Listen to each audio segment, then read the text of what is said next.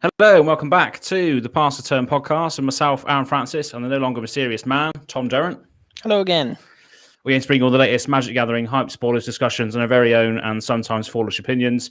And wherever you might be out there listening or watching this, please make sure you check out our YouTube channel where this stream is coming to you from, hopefully, in your ears and in your eyes. And make sure you like, share, and subscribe if you enjoy the content, and hit the little bell notification if you want to be notified of any future stuff. We're here to talk about surprise, surprise, more Kaldheim. More of it. More of it. And it looks like it's spoiler season all the time at the moment. And we got a special guest on the channel today. So if you'd like to reveal. It's Mr. Rob. It's Mr. Rob. Hey, the resident judge. Resident judge, also known as Rodo on our Discord for his infamous Godo deck. So Rob, if you can just give us a bit of a background as to who you are and where you come from and where your sort of local game store is and all that sort of stuff. Yeah, so I have been playing Magic since I came into Magic between when was it? Return to Ravnica, Theros block. That was when I joined. When Mono Black was all the rage. That was my what, so Gary and Grey Merchant? Yeah, Grey Merchant, Pack, all the good stuff. Thoughtseize. So yeah, then. And I did my level 1 judging about 3 or 4 years ago. So I'm the local level 1 judge at Mystic Games. Shameless plug on this side. There you go. Nice. But obviously with COVID, I haven't done much judging recently, apart from the occasional Discord message. I'd basically only play EDH now, which is no fault of yours. When I first started playing with you guys, I had 1 commander deck, and now I have 7. So that tells you all about that. But before commander got its claws into me, I mostly played modern. Yeah, I did play standard for a bit, but I got tired of the rotations, especially when they started speeding them up. It just got the better of me. So, of all the people I've ever played with, Rob is the only person I know that literally changes his deck every week. So how can you care about rotation when your deck doesn't even last the month? Well, I'd rather it was on my own terms, really. That's the problem. Nice. So, I mean, I am really bad for changing my decks around. The only one that has stood the test of time has been Godo, which has been it'll be 3 years this year I've been playing Godo. Started off as my £20 budget deck, and now it's a $900 monstrosity. Yeah, it's pretty good. Pretty good. Have you played against it yet, Tom? Godo? No. I did. I played against one. It was the original £20 budget deck. Does it still have Helm in it? No. That was before Helm was even printed. Oh, was it? No. It was Helm. Oh, was it? It started, yeah. Oh, was it? £20 budget, and it was Godo and Helm was about a quarter of it, and then the rest was just every single cheap mana rock I could find. It ran. There's a mana rock that it's 2 mana, taps for a colorless, or it can tap to roll the planar die. Like. You never play with, right? Fractured Power Stone. Power Stone, that's the one. Yeah. Like any rock that was like 20p, I threw it in there. So yeah, it was fine. It was good fun. But obviously it's a different beast now. To be fair, I think if it's Fractured Power Stone 2 mana. Yeah. That's still pretty playable in like mono black, mono red, because it's a 2-drop, isn't it? You can still play that, I guess, can't you? Yeah, it competes with your Farwar Stone, your Mind Stone. Your Arcane Signet now, but if you're on a budget, it's still cheap. So check it in. Is it still cheap? Is it? Do you know? Well, Fracture Power Stone. Yeah, I think so. I can't see that it's gone up. I know. Why would it go up? Roll the planar die. Yeah, unless they reached like a plane chase set, like a new one. But for some reason, they decided not to include that in. Can you imagine that though, getting 1 up on the rest of the play group when you are playing that one game of plane chase every 6 years? Aha! I don't know. I think it's. I think it could come back into play though, because the fact that Commander is so social. I think Planes Chase just adds another spin on it, and it sort of fares it up a little bit. If someone is playing like a really powerful deck, Planes Chase is just another element of chaos, isn't it? So it'll be fun to maybe cover it at some point. Well, you never know. They might integrate it into Spell Table now they own it. Yeah, exactly. But That would be nice. That'd be a good feature. So Yeah, you heard it here first. You have to pay Yeah, £100 additional plain chase DLC. add-on. Oh, DLC. Yeah. Oh no, please no. Brilliant. But I am a bit surprised they haven't done any more plain chase. Like I said, just because everyone does play Commander, and I'm just surprised they haven't tried to do it one more time. There's some cool variants for it as well. Like the professor did a video on it where it's like you build the board as you go. I can't remember what it's called now. I think it's got a certain name. I can't remember what it's called, but like you build almost like a little map, and then you can choose where to go on the map. Yeah, so that's it. Yeah, and it's like again in that case, instead of just randomly going to a plane, you can sort of choose where you want to go. So it is more strategized. So I can't remember what it was called now, but yeah. Go and search it. I've done that one. That's fun. Yeah, need a big table though for it. Yeah. And no virus as well, because you can't really play that. So, yeah. What have we got to talk about today then? We got Rob's cards. Yes. Rob's favorite cards from Kaldheim. Fun Kaldheim cards coming up. I've been out of standard for a while, so I haven't really kept up with the new sets. But when they announced that there was like a Viking / metal themed set, I was like, I'm in. 100%, let's go. So I do have 5 cards that have recently been spoiled that I quite enjoy the look of. And yeah, we look forward to hearing it as well, because we threw our hat in the ring last week, didn't we, with Tom? So it'd be interesting to see from your perspective what you think sounds good, being one of the most competitive players in our Discord. Yeah. See.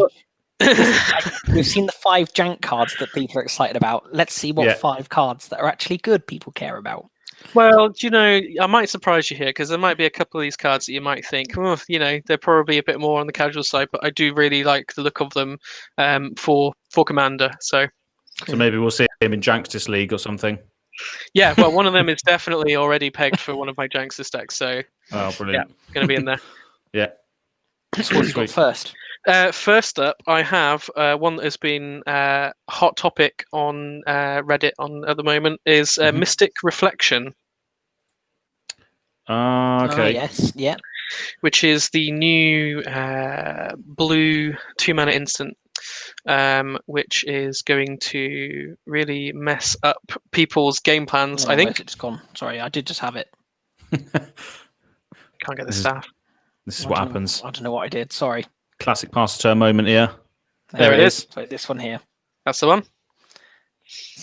So it's 1 and a blue for an instant. Choose target non-legendary creature. The next time 1 or more creatures or planeswalkers enter the battlefield this turn, they enter as copies of the chosen creature. And then you can foretell it for only 1 blue mana. Although I don't see it being foretold much.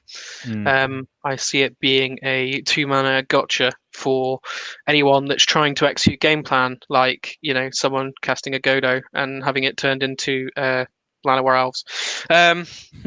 So yeah, I think this is going to cause some waves in a fair few formats, especially Commander. I can see it going straight into a Simic deck, so someone can Mystic Reflection on their Avenger of Zendikar with the ETB trigger on the stack and getting a whole ton of Avenger of Zendikars.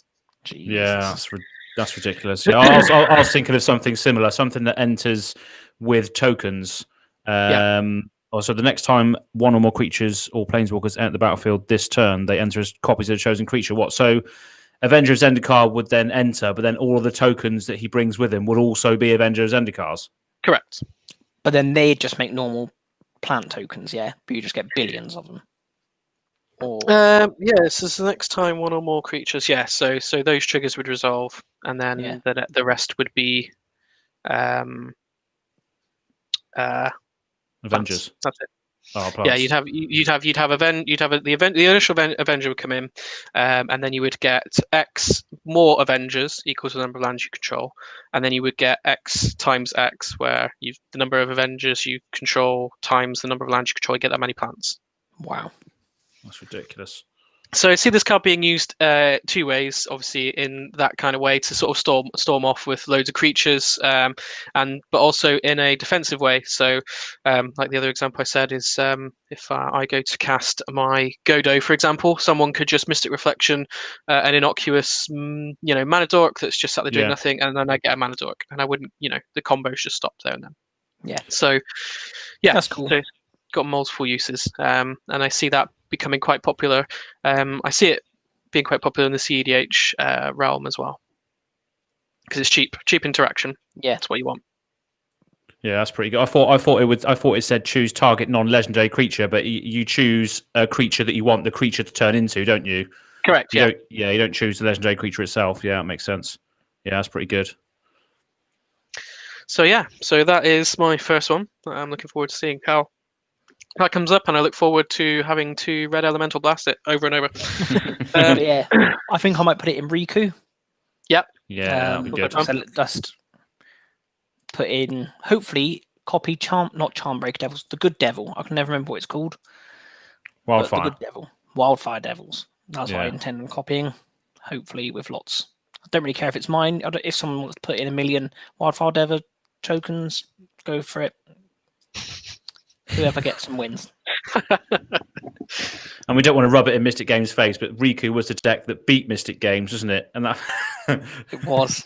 It was in Past Turn Versus episode 2. Riku did some work in that game.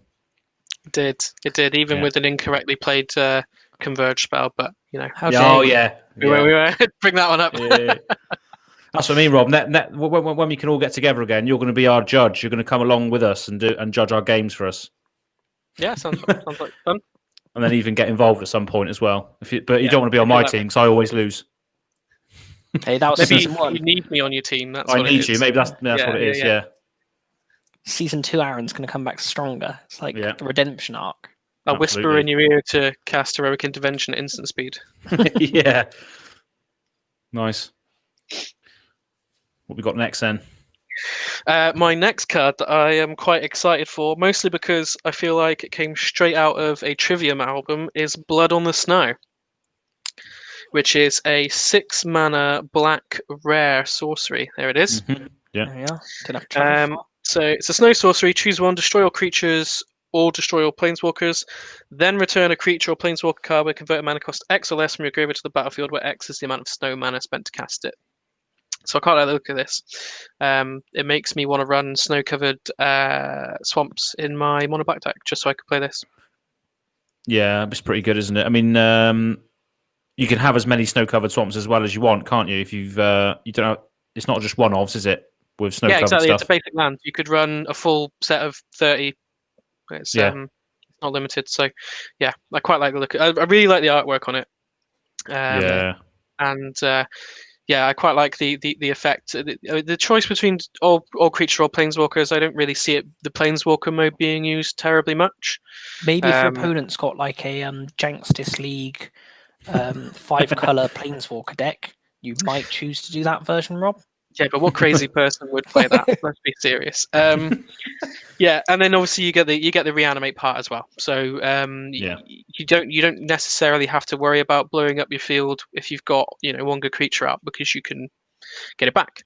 Mm-hmm. So I see that being played in Commander a fair bit, because there's no real downsides to running snow covered basics really over the normal basics, apart from getting them, the 10-20p or whatever. It's not a lot, but then you can do other fun stuff as well, like run extra planar lens and imprint your snow covered swamp and double all your mana and stuff like that. So, but now that everyone now runs snow covered swamps, surely you now meant to extra planar lens a normal swamp that you're not running. But now you run the swamps. If everyone's jumping on this train, if everyone's going on down the snow route, now you zag when they zig. Huh? Well, I suppose, you've got me there. That's the perfect scenario to I remember take when the snow-covered thing, the next lens was like the big thing, and when people first started doing it, and now everyone's doing it. And now if you just do the opposite. Yeah, I don't see it. I haven't seen it being used for quite a while, but I think there's a lot of support for snow in this set. So You never know. I mean, people either are or aren't. I've been tempted to run the full art snow basics just because they look nice, not because I necessarily get any benefit out of them. But are there new snow basics in this set, or just the new snow jewels? Do you know? I should imagine there will be snow basics as well, because there's so much you're going to need. I think you're going to need to have snow basics in order to support the set in draft. But that's why I thought they put in the snow jewels in. Yeah. But I don't know for sure. I'll see if it. Don't know. Have a look. Let's have a look. Yeah. Oh yeah, there they are. Of course they are. I do remember seeing these lands now. Yeah. So before this, were their snow lands quite expensive to get on their own? Do you reckon? They were before Modern Horizons. They sort of crept up because they were played a lot in Pauper and Pauper Scred, and the only printing was from Ice Age. Is it Ice Age and Mirage? I can't remember. Not Mirage and then the set. And then they printed them in Modern Horizons as the full art, and then obviously Modern Horizons got open to Oblivion, so there's just tons of them now. Yeah, and this will really make it crash. This will now make it like as normal as a basic for a while anyway. They're not I reckon the bundle packs will have them in as well, won't they? Surely, Snowlands, the bundles. I don't think they do, unfortunately, Aaron. No, I've got a feeling they've said that you're just going to get the regular basics, and that's what this land. This is what this art is from. I think this art, in a weird way, is going to be quite hard to get hold of. I think they're only sort of in the bundle versions now, because I think the booster packs just come with these in. Wow. Was it Return to Zendikar where they did a bundle that came with normal basics, not full art basics, and that was the only way to get a non-full art waste, and they were really expensive. Oh, was it? Yeah. For a bit, I don't know if they still are, but they were obviously a lot less common. It's a bit like the Jumpstart lands. You buy a Jumpstart pack and you get one of the Jumpstart lands, and the rest are all just whatever. Yeah. Is wastes a type? I think so. I can't remember. I have rarely had to work with wastes. Oh, there we are. Is it this one? Yeah, it's a basic. Yeah, it is that one there. Oh, for the Gatewatch. Oh, how funny. Wastes. Yeah, there's the one random one. And now apparently in the list you can get it as well. Ooh. It's on the list. Yeah. I think they expanded that a little bit as well, didn't they? Trivia. They expanded the list, I think. Recently they expanded it a little bit. I think they put like Dark Depths and stuff in there recently. Just changed it. It's not any bigger. They just basically take 50 out, put 50 new ones in. And they're just going to do that every set. So there's sort of like, you'll start like, their sort of argument was that you'll learn to sort of know what's roughly on the set, but it will slowly sort of evolve over time and through the years and stuff. Okay. Yeah, it's a cool card though, Blood on the Snow. Yeah. Like it. Second best board wipe in Kaldheim. What's the best? The white one. Oh yes. This was going to go on my list, but Doomscar. Yes, I was going to put this one on my list. I suppose we can give it a mention.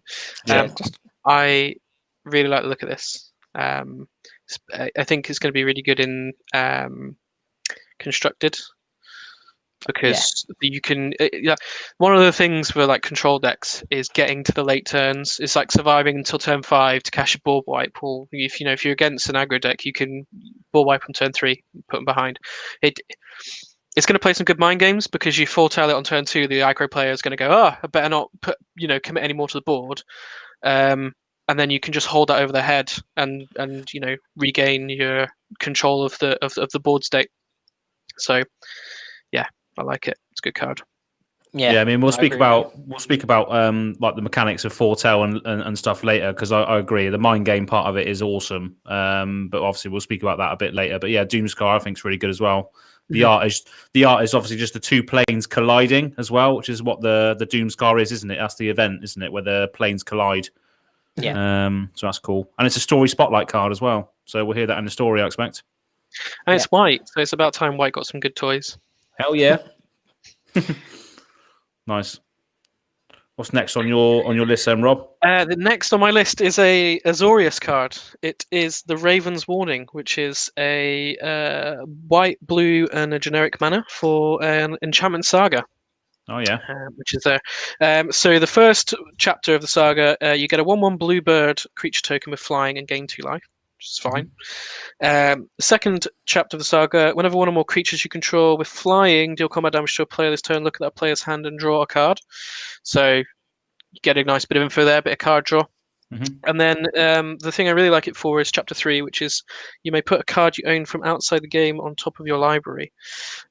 So yeah, I like this card for constructed because it's another tool for sort of Azorius or Esper control decks that lets them toolbox out the sideboard.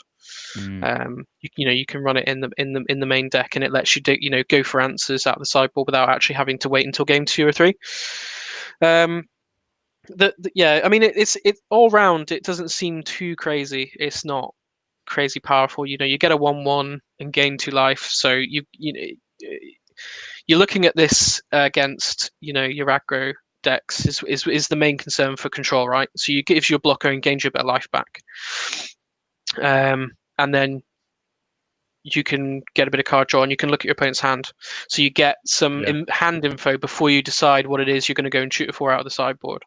So it gives you all sorts of information. I'm sure very, very smart control players will make a lot out of this card and get a lot of value out of it and know what they're doing. I would have no idea. Like, oh, there's no Godo in my sideboard. What am I doing? So yeah, but I do think that this could see some play in constructed. Yeah, I mean, I like the look of it. I mean, I was thinking first of all it would go in your Kangi deck. Yes, yes, it definitely would go in my Kangi deck, the deck that has yet to win anything. So yeah, every little helps. I mean, every little helps. Yeah. It's a shame that it doesn't really do much for you in Commander because you can't. There's no sideboard. If you're playing super casual, you could say to your friends, "Oh, is it okay if I just grab anything from my binder?" But I imagine most of the time they'll say no, unless it's Josh, in which case I'll argue about that time that he played a broken custom Commander against me. So yeah. But certainly for any format with the sideboard, should be able to make use of this. I don't know. I find most people I play Command with now are quite happy to let you use it at wish board. If you've got 15 pre-selected cards, like you have literally a proper sideboard. Yeah. If you just say sort of before the game starts, I'm running wish board cards. Is that all right? Yeah. Yeah, they're either going to say yeah or no, and if they say yes, then more fun. Exactly. If they say no, then if you're playing cards, beat them. Yeah.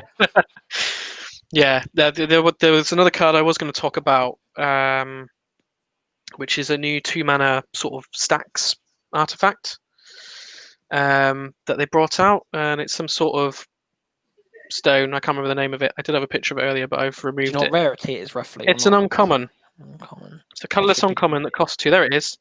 Is it this one? Weathered Runestone? That's the one, yeah. So this is non-land permanents. Non-land permanent cards in graveyards and libraries can't enter the battlefield, and players can't cast spells from graveyards and libraries. There you go. I'm trying to read it on really tiny text on your screen. Oh, sorry. It's all right. This was another card I was going to talk about because it kind of is a bit like a Grafdigger's Cage. Kind of a bit like that level of hate against graveyards. Although this is another card that also sadly turns off Godo because it means that you can't fetch Helm out of the library. So, spicy bit of tech for all the guys out there listening who want to tech against their local Godo player. Chuck this in. So yeah, I don't see this seeing much play in anything really. I mean, I think for most people, are just going to be on Grafdiggers because it's cheaper. Yeah. Yeah. But this is the budget version, isn't it? They made it cost a mana more, so therefore it's not going to be competitive. Therefore, it can be monetarily budget version, cheaper. Yeah. I mean, Grafdiggers isn't that expensive anyway because it got reprinted twice recently. I think once or twice. So it's not exactly, and it's not exactly seeing a lot of play at the moment. So no, but there was you're a while right. when it was expensive, wasn't it? It was, yeah. It was quite a couple years ago. Back when Dredge was big and Hogak. What a card. Yeah. Do you want to move on to the next one? Sure, yeah. Okay, my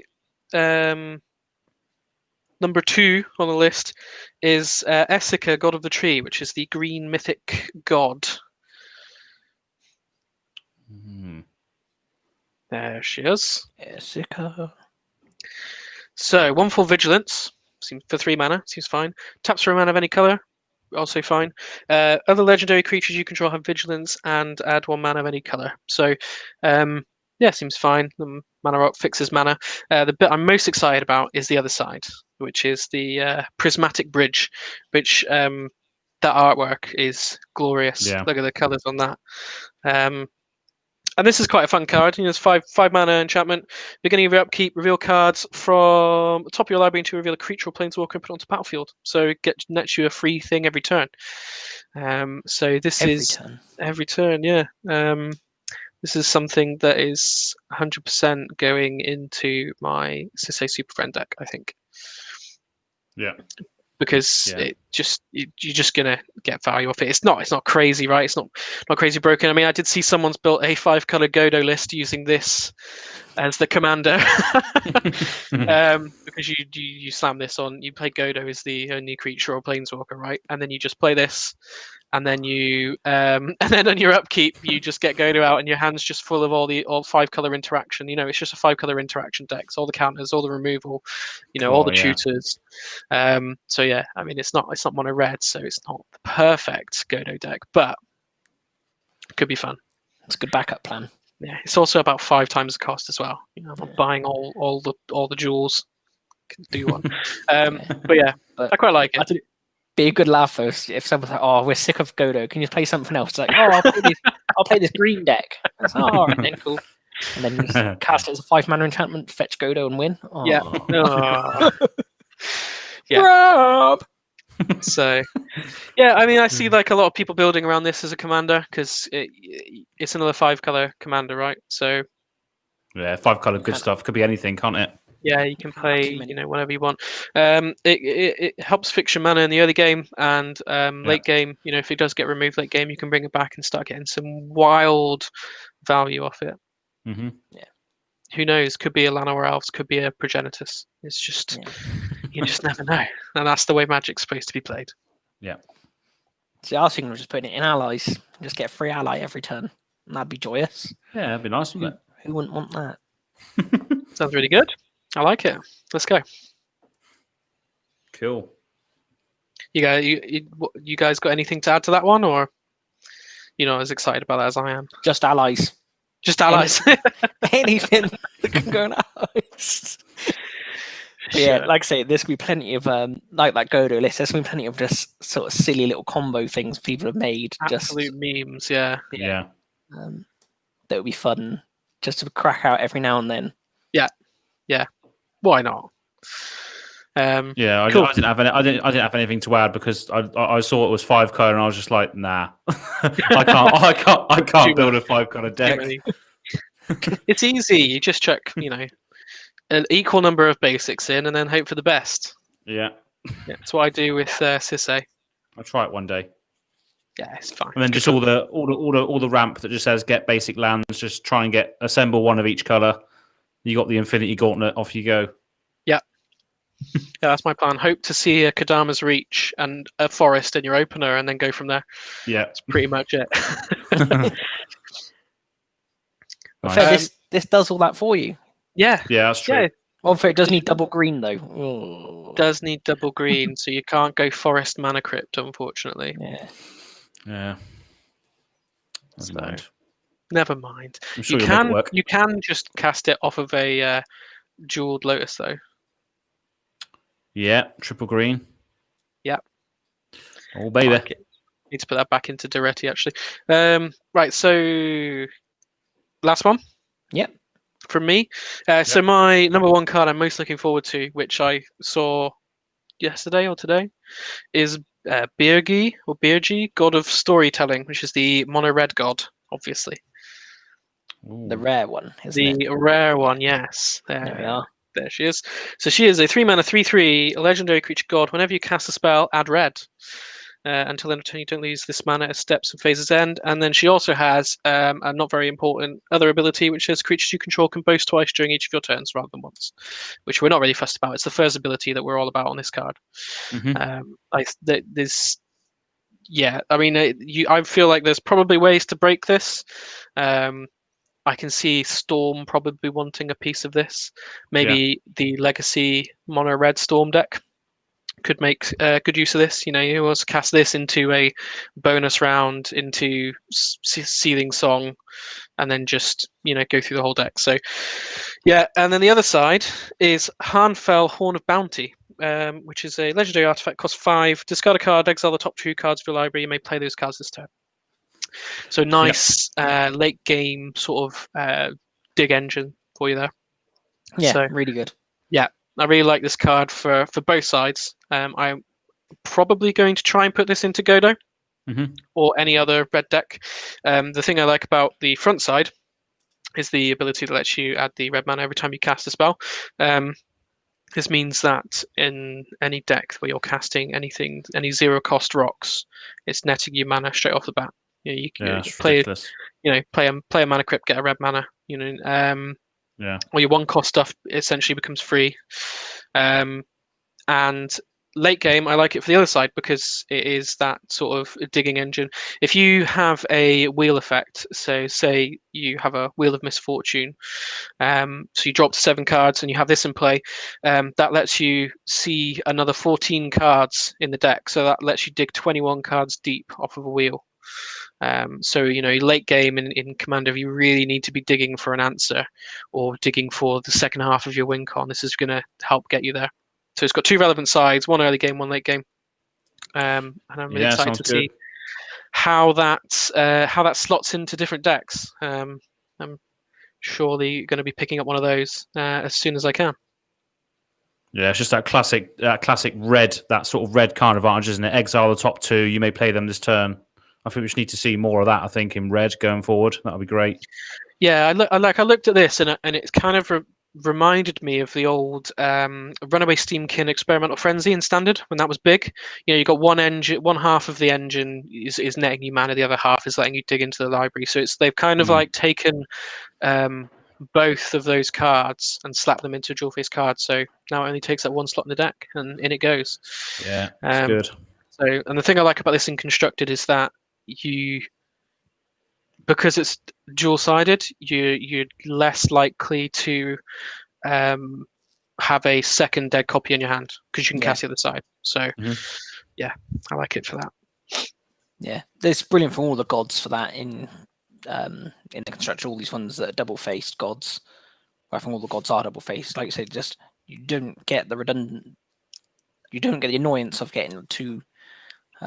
Especially in the early games, like this from there, that you can cast it early as the 3-drop. Then late in the game, if you get your second version, it's even better. Yeah. Like I say, a lot of them seem to be like that, whereas sort of one side can be played early, one side can be played late. Yeah, more options, the better. Yes, indeed. Nice. I definitely thought Tybalt's Trickery was going to be your red rare card. Well, I did bring that up last week and got you guys to talk about it then. This is another card that's going probably straight into Godo because it's a counter spell in red, and it might flip into something worse. It might flip into something better for me. So, and that's also the way I like to play Magic. I'll jam Possibility Storm all day long, right? So this is Chaos Warp, and Possibility Storm had an instant speed child. So I'm 100% going to be putting that in pretty much any red decks I'm playing. I saw someone saying about how you could turn this into like Ugin on turn 3 in Standard at the moment, or something like that. That's like the ceiling, right? That's the best you can hope for off of it. You could also turn it into absolute garbage. So, it's a fun card. I'm looking forward to invariably losing to it when I play it. Have you seen the modern versions where it's just this? I think it's 1 copy of this, 1 copy of Emrakul, then 4 copies of the green-red Cascade spell. I can't even remember what it does. Violent Outburst is that one. Yeah. Yeah. And then the rest is land. And all you want to do is just play Lightning Outburst. outburst, let it go down Cascade, to trickery, and then that will find Emrakul. And you've got your turn 3 Emrakul. Yeah, it sounds very similar to the old polymorph decks. They were running 4 polymorphs, 4 Zoetic Caverns, and then you would just morph the Zoetic Cavern, polymorph it until you hit Emrakul, and just go from there. It's going to be one of those things that will always see a bit of fringe play from people that like to go a bit more wild than the rest of us. More power I do to love them. them decks. Yeah, like what's it, Zombie Infestation and something? Treasure Hunt. Treasure Hunt. That's it. Yeah, Zombie Hunt. I used to love playing that just because it costs literally like pennies. Surprised you haven't played Swan. Was it Seismic Swans? Yeah, that was as well. That was another one. I did play. I did try playing a Mardu Madcap experiment deck for a while, and it's so bad. So it ran 4 Madcap experiments and 2 Platinum Empyreans, which is the 8 mana. Your life total can't change. Yeah. So that was the only thing you could hit off the Madcap experiment, and then the rest of the deck was all removal, and then big delvers, so Tasigur and Gurmag Angler. And then it also ran 4 enchantments called Favor of the Mighty. Don't know if you've ever heard of it. No. It's 2 mana. It's from Lauren, I think. And it says each creature with the highest convert mana cost, or you need to drop the U in Favor. Yeah. Each creature with the highest CMC has protection from all colors. So the plan was to turn 1, Thoughtseize your opponent, take away the biggest threat. Turn 2, drop this. Turn 3, play some more removal. Turn 4, Madcap experiment into a Platinum Empyrean, which deals no damage to you because your life total can't change. So you have an 8/8 that has protection from all colors. And the backup plans were Tassigurs and Gurmag Anglers, so you'd have 5/5s or 4/5s with protection from all colors. And it was just complete trash. Like, it was so bad because guaranteed every time I played it, someone would play like a Liliana of the Veil and just make me sack the Platinum Imperium, and I'd just cry. So I started jamming like 4 Lingering Souls into the deck just to try and get other creatures out so that I didn't have to lose it. But yeah, I played bad decks at points. I still play bad decks now, actually. Think about it. They're always more fun though, aren't they? You just get the most fun out of these decks. Well, last start of 2020, so before lockdown, I played in a modern series qualifier at Mystic Games. So it's like PPTQ, Comp REL sort of level. And the options I had to me were, I just traded out of Lantern Control, and I traded into Urza, Lord High Artificer, and I had the option of playing like Grixis, like the traditional Grixis Whir version, where you got Thopter Foundry, Sword of the Meek, Ensnaring Bridge, that kind of version. But instead, I went with the Jeskai Ascendancy combo, and tried to jam Emrys on turn 1 into Jeskai Ascendancy turn 2 into infinite untaps and an infinitely large Emry and just smash face. And I managed to go 5-0 in Swifts. To go top of the standings into the top 8, and then I got knocked out in the semi-finals. So, but I put that deck through its paces that day. I beat. Was that 6-1 overall? Yeah. Yeah, nice. Yeah, so I beat Jund. I beat Grixis Death Shadow. What else was there? There was Monogreen Tron. There was the 4-color Urza deck. That was the one playing Thopter and Sword. And then in the final, in this quarterfinals, I played Tron again, beat them. And then in the semis, I lost to the Grixis Death Shadow player again. Right. So it was really good though. I just wasn't expecting it. I just took it for a laugh. I think I judged 2 of them for Bart at the shop in the summer, and this third one come up, and I said to him, I can't. I've got plans that day. I can't do it. We did have plans. I was supposed to be going and doing something with the family, I think, over in Gloucester, and then those plans fell through. But Bart had already got someone else to judge the event, so I was like, "Can I play?" And he went, "Yeah, all right." I was like, "Okay, I'm gonna bring this absolute meme of a deck." I had a great time. Yeah, it was really good fun. That's brilliant. Yeah. those are the best times. So the first event I ever won was Shadows over Innistrad game day, and was it Golgari Aristocrats? Sorry, not Aristocats. That's a Disney film. Golgari Aristocrats was the big deck at the time, and I pitched up with a blue-white Awaken deck. So it was every single blue-white Awaken spell under the sun. So it was like Scatter the Winds, which is a 3-mana counter spell, which has Awaken.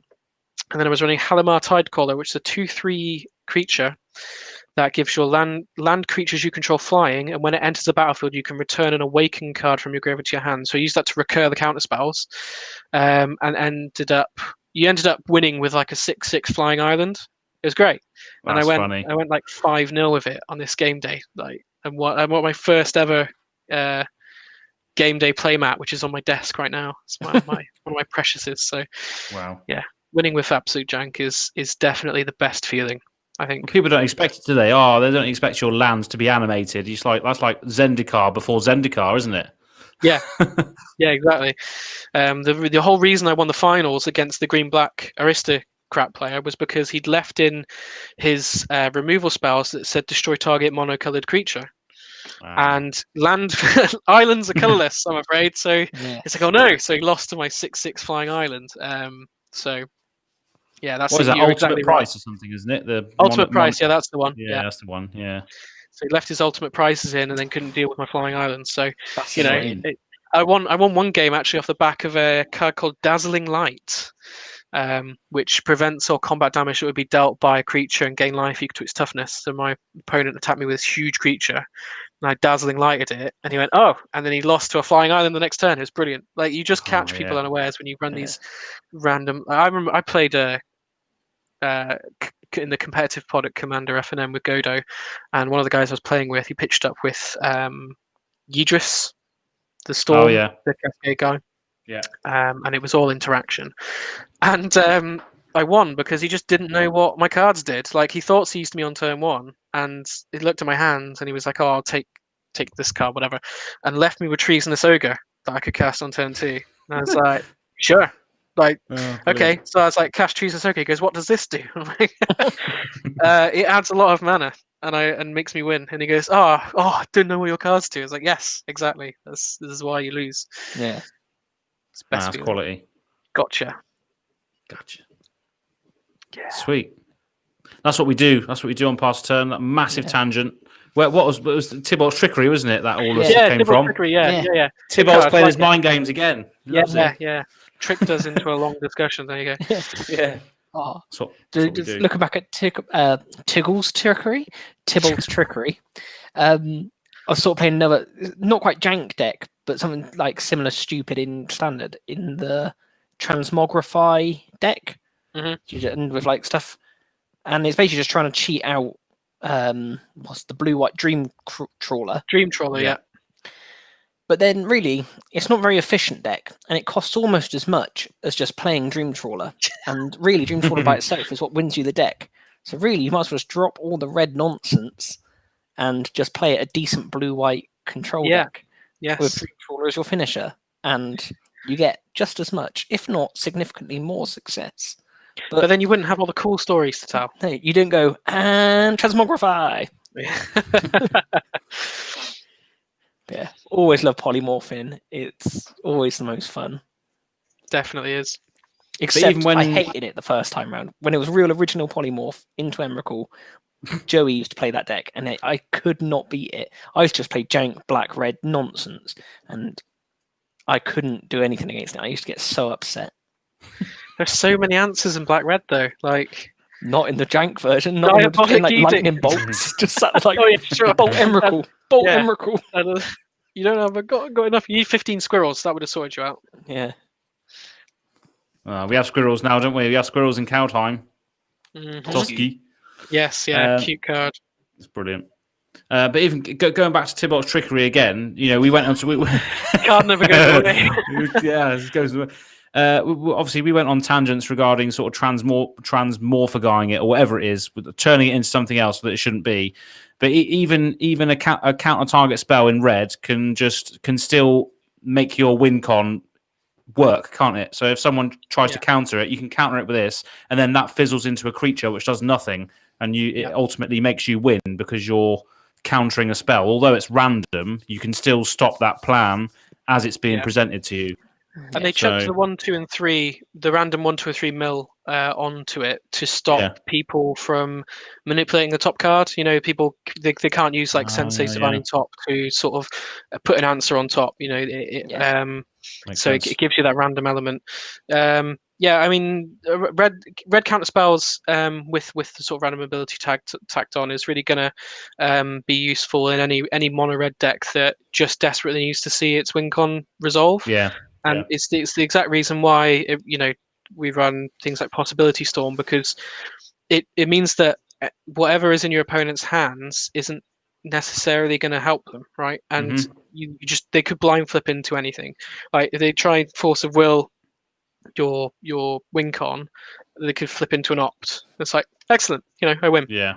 There are times where they'll just flip into like a mana drain or another counter spell, and you just go, well, you have to try again. But the number of mono red counter spells is slowly creeping up. You've got Pyroblast, Red Elemental Blast, Burnout. You've got more situational ones. You've got ones that only target artifacts. I like the unconditional. I'd rather run an unconditional counter that has a random effect than the more targeted ones. So I'm very much looking forward to playing that card. And it's already $6 at the moment, I think. So $6 there. So we'll see how that goes. But unless it comes out the gates and is immediately amazing, but that's surely going to just trickle down a little bit before it picks back up again. Like once there's actually source out there, it should fall a little bit in price. I think with like Commander Legends, there were 2 red cards that people were quite excited about. Certainly from like the Godo perspective, which is Wheel of Misfortune and Jessica's Will. Yeah. And a lot of people expected Wheel of Misfortune to become a lot more expensive than it was, and Jessica's Will to stay relatively cheap, and it's gone the other way. So Jessica's Will is steadily climbed in price, and Wheel of Misfortune has dropped because people have realised that it's not actually as good as they thought. If you're the one that's behind on life and you're in a losing position, your opponents are just going to bid more life than you. Yeah. So yeah. Don't do what we all did the one time I played it, where we all 4 of us bid 5, and none of us got anything. No, yeah. That's what I mean, especially when you're playing with someone like me. It was just like, I'm going to pay 10 life just because I don't care. Yeah. But Aaron, you're on 9 life. I don't care. I paid 10. Yeah. Go out swinging. But it's good. Yeah, that's what Red's supposed to do. It's supposed to be like chaotic magic, pure impulsive magic, and that's what I think. That's what I think is really done well with that. I think that's what attracts me to Red as a color. Is the sort of chaotic part of it. I do really like chaos effects in Commander. I know there are some people that absolutely despise it. Right, I've got I used to play like a Narset chaos deck that you ramped out Narset, and then you just tried to hit crazy stuff like Warp World, Scrambleverse, Knowledge Pool, like all this crazy, like no one has any idea what's going to happen, right? And I really like that because I could just completely lose off the back of it. Could do really well. Could be exactly the same. And I really like that leaving it to chance part of Magic. Yeah. I should really play coin flip sometime. Yeah, it tells stories. It tells stories as well, and I think that's why Planes Chase could be quite good for us to visit, because there's that chaos element in there. So stay tuned for that in the future. I mean,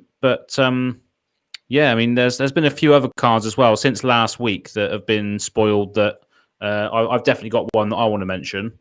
Go on then. What have you got, Aaron? So this is Dream Devourer.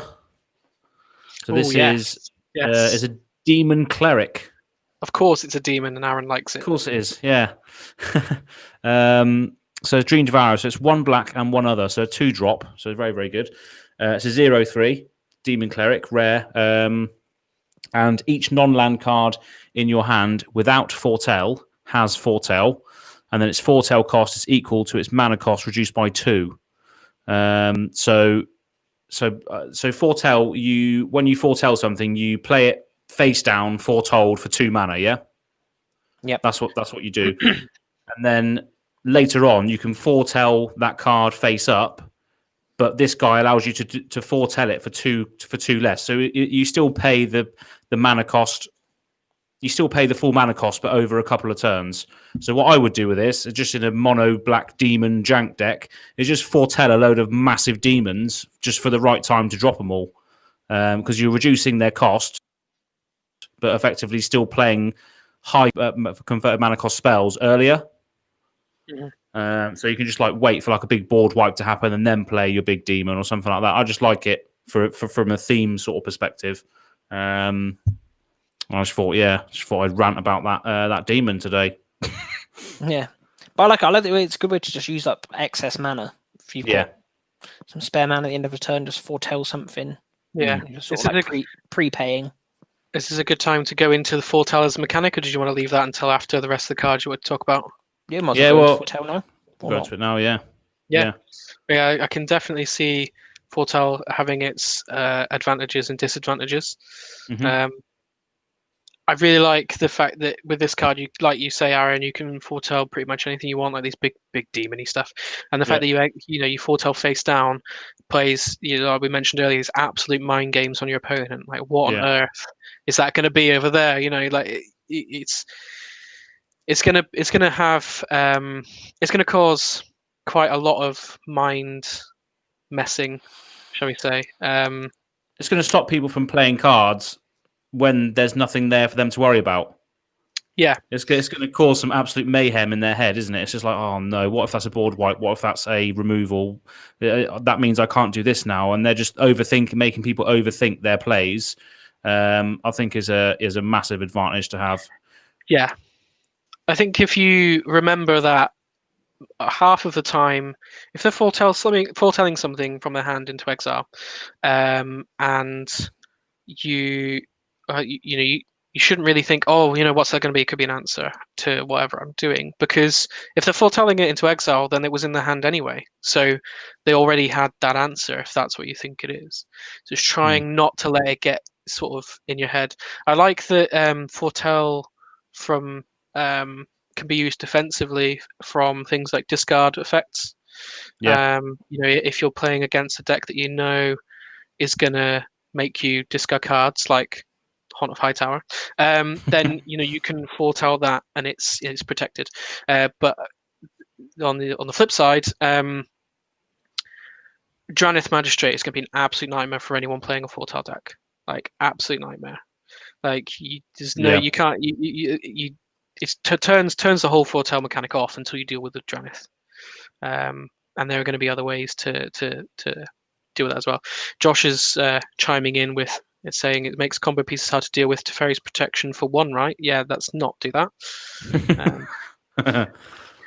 You can have the Teferi's Protection for 1 and only once. Yeah. And then what? Yeah, so I quite like foretell as a mechanic, and how I definitely see it being relevant in standard. Yeah, sorry, carry on.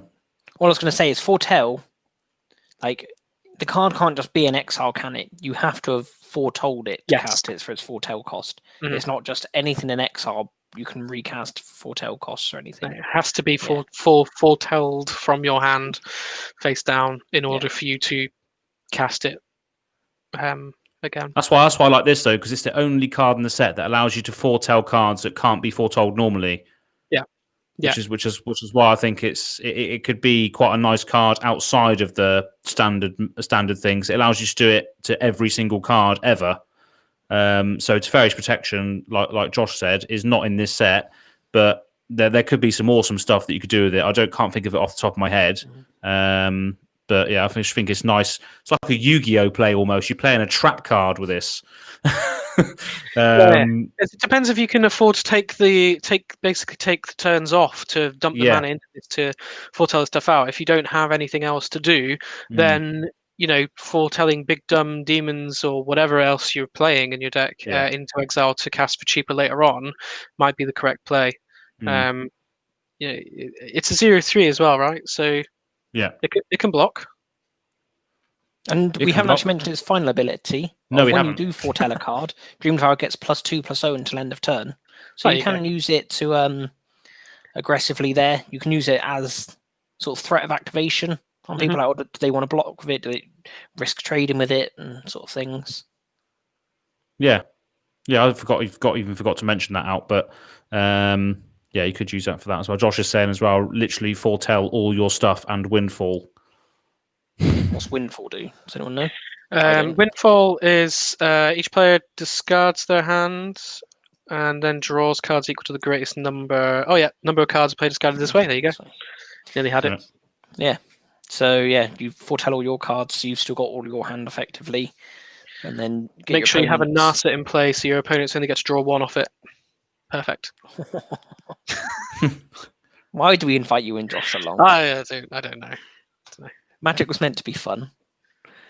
It's like it's another thing as well. Is just like they've created another zone. So the foretell zone is another zone that cannot be interacted with. So you can essentially protect the cards in your hand by foretelling them. So you can't have your hand discarded if they're foretold. It's just another area that Magic's just designed. Yeah, Tom's just jumped straight onto what I was about to say, which is any processing cards are going to be able to. It's very niche, right? Like, yeah. But yeah, I mean that is one way to interact with it. That and Janus Magistrate, I guess. Yeah, I'm strongly considering putting, especially like the repeatable effects, like this Cryptic Cruiser. Mm-hmm. You can pay 3 and do it, or you can. There's a green one down here somewhere. Void Attendant. These repeatable effects, I'm very much considering starting to put these in my decks because I feel that Wizards, like in the past few years, has really ramped up the. Well, one red seems to always cast stuff from exile. And then, like I said, stuff like this, it just seems like they are really moving into casting things from exile. Yeah. So I was thinking, I wasn't sure if it's worth starting to almost run these in decks so you can start pulling it back out of people's plans. I'd be quite dubious about doing that, though, because a lot of the decks, especially the higher power ones, do still interact with the graveyards. Remember, you are processing stuff from exile into the grave. So I guess, yeah. There's the chances are, depending on who the commander is or what the game plan is, they'll still be able to, get some use out of it. I mean, for foretell, it's probably worth it because they then can't cast it for cheaper out of that. They've got to then return it to their hand and then either foretell it again or cast it for its full cost. So yeah. But I think you'll find that they're so niche that you'll either hardly ever have it when you need it, or you'll have it and have not it when you don't need it, right? So it'll probably just never line up well. But there'll be one day it will, and I'll be happy. I'll be sat there paying my 2 mana, cackling away as someone's deck's not working. Yeah. I just think you should listen to Oracle of Dust. Do you reckon they'll do this more though, like foretell, like adventure? Do you reckon they'll like build up mechanics that then put cards away in a different zone that you can then cast later for more effects? Because they seem to have done that a few times now. They don't go to a different zone, they all go to exile. It just they have an ability tacked onto them that says if you went here because of this effect, you can then subsequently do this, right? So then they're not adding any extra zones into the game. They're just playing with what you can do in those zones. They've done it with the graveyard before. They've done like Aftermath, stuff like that. Cards that you can cast from the grave. Without necessarily, using flashback and stuff like that. So they'll continue to do that. Yeah. Do you reckon they'll ever have like a new zone? I don't know. You never know. There'll be people keep saying they're going to add purple as a color. I doubt it, but they could do. When was the last time they had a major rewriting of the rules? Was it M10? I think they brought in the layer system. So they've done it before. They could do it again. What's the layer system? The layers. Oh God! Don't make me go into this. This is like an L1 judge's night. I thought you were like, when this happens. There are 7 layers in Magic, and different things happen in those layers.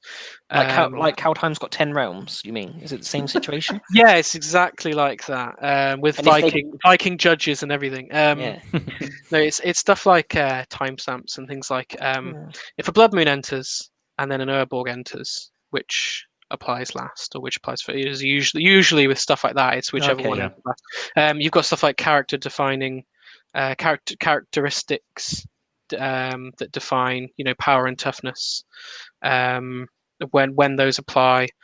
I could send you a very, very good article on the layer system, and we could talk about it sometime if you want. But prepare to have a lot of people either fall asleep or tune out. It's just, and it's difficult as well. I haven't looked in any detail at layer system in about a year and a half, and I've forgotten half of it. I'd have to go over it again. Like I say, it's the sort of thing that really underpins all the rules. Very rarely ever comes up, but it's there for the very niche scenarios of when we need it. Yeah. Is it the same as when you try and bolt Tarmogoyf and then your opponent says it doesn't die? Is it the same trick? It's kind of like that. Yeah, that's a state. That is a state-based action.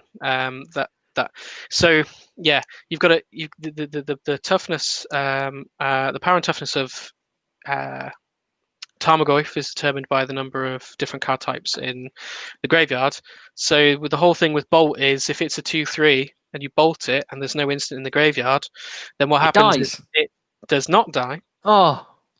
It becomes a 3/4 with 3 damage on it, because what happens is the lightning bolt goes to the grave, and then when state-based actions are checked, the power and toughness is a 3/4 and it has 3 damage marks on it.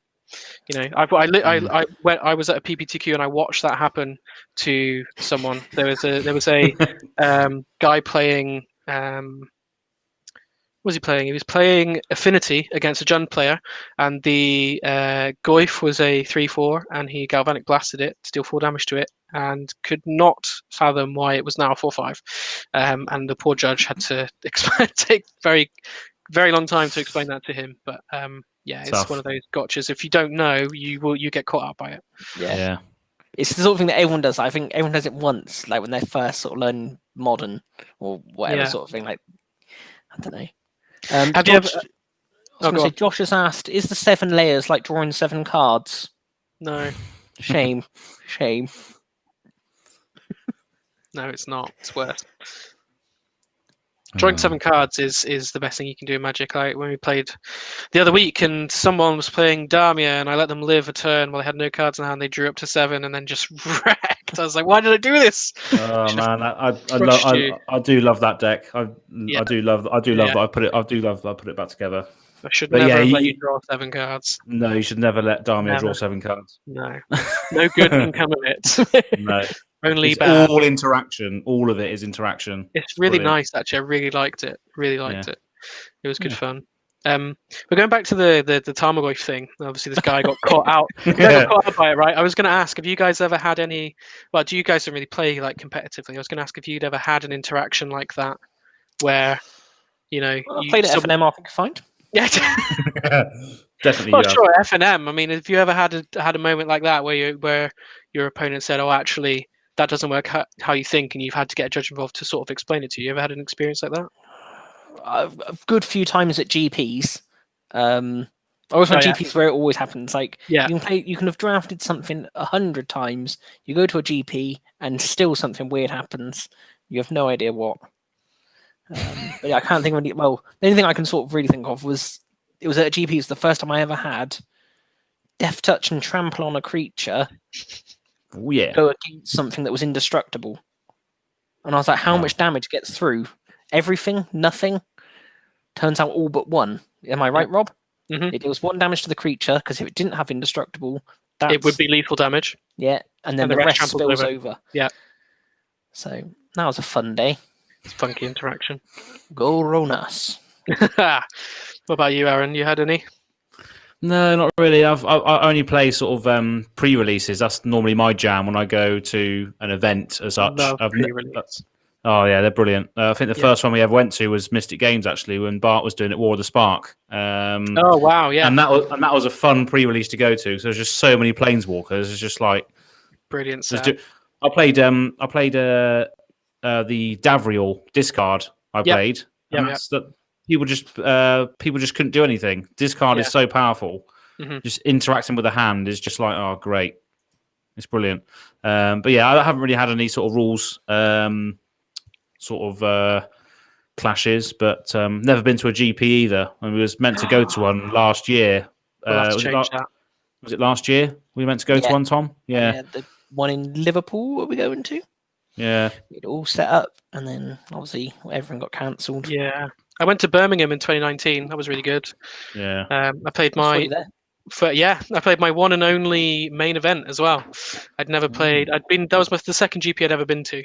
The first one I just went and played side events, and then this one I decided I would do the main event just to say I'd done one. And I ended up going 4-2, and then dropping in the 7th round. I went 4-3. I died for day 2 in the 7th round. So, yeah, and then I just played Commander for the rest of it. Just played Godo. So, yeah, I do really love GPs. Yeah, that was great. My best ever Godo win was turn 2 through a counterspell as well.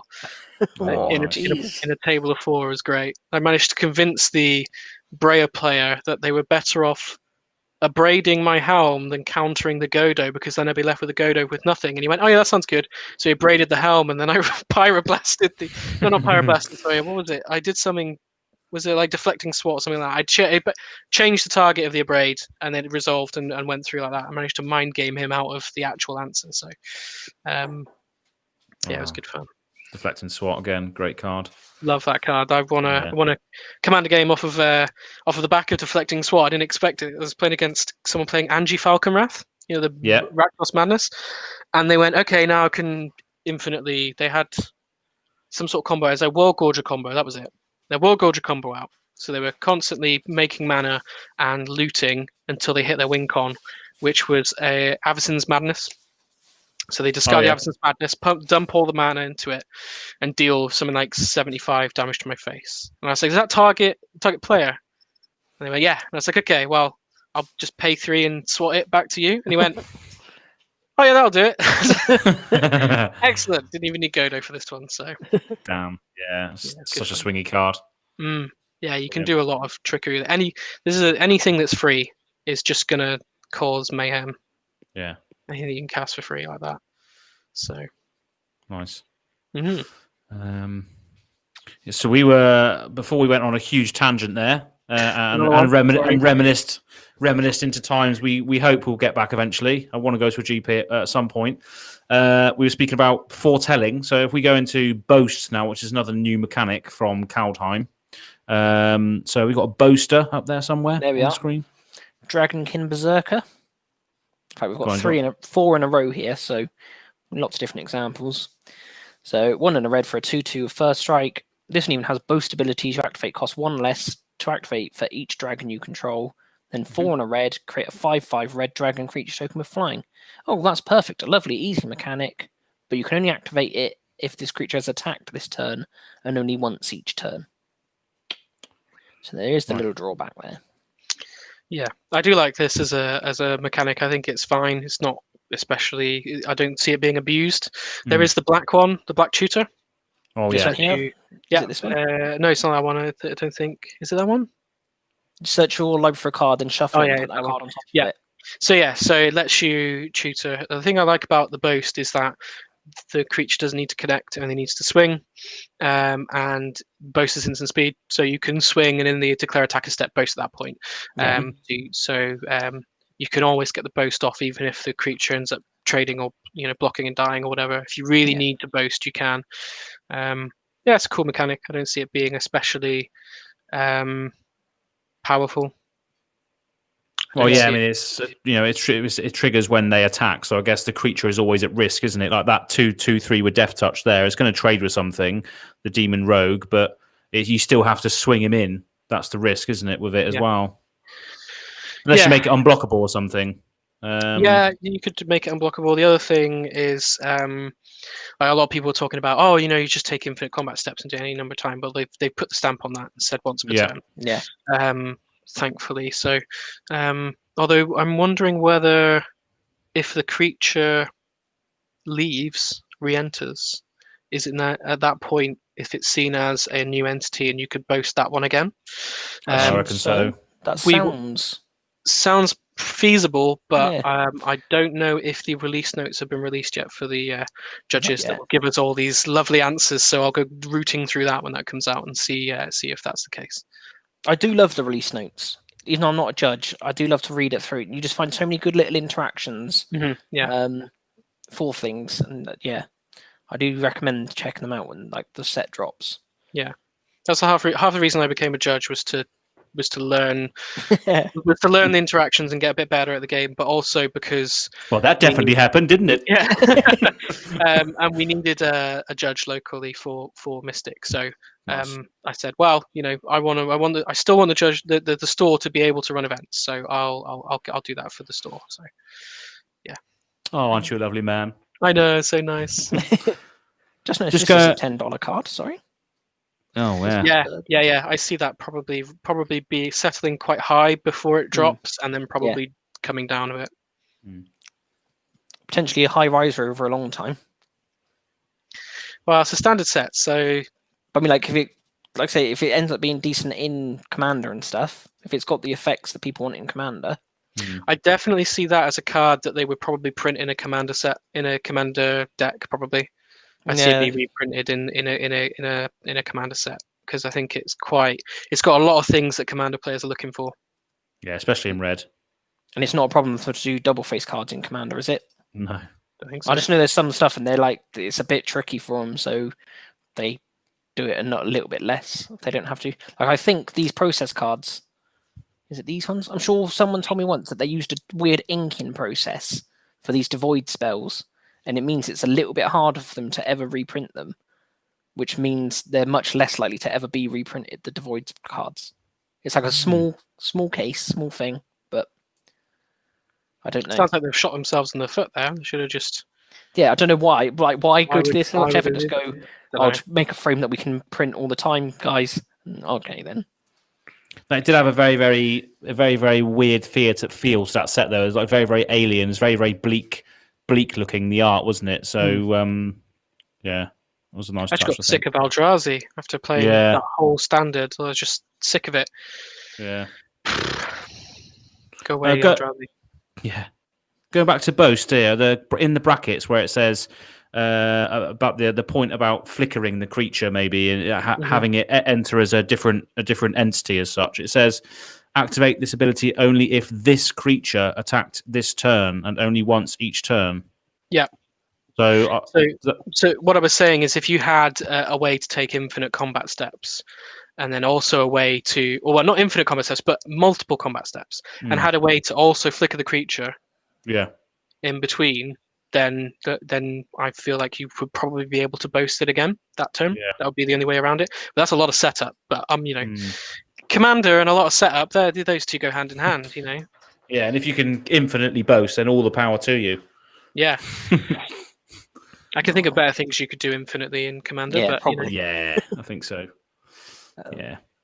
Also, you saying about this being done once a turn, I must say, when I first saw the demon, I read it and I've completely forgot that you can only foretell during your own turn.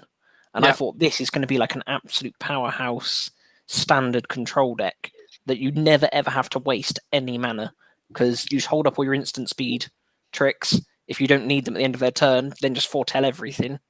And just nonsense like that. But then, of course, they did at least think about that.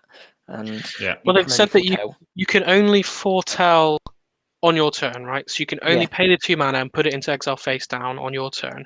This is cast it later on for its mana cost. So you can still cast instant speed stuff on your opponent's turn, which I quite like. So it means that you're not restricting yourself to just sorcery speed, whatever you're foretelling, right?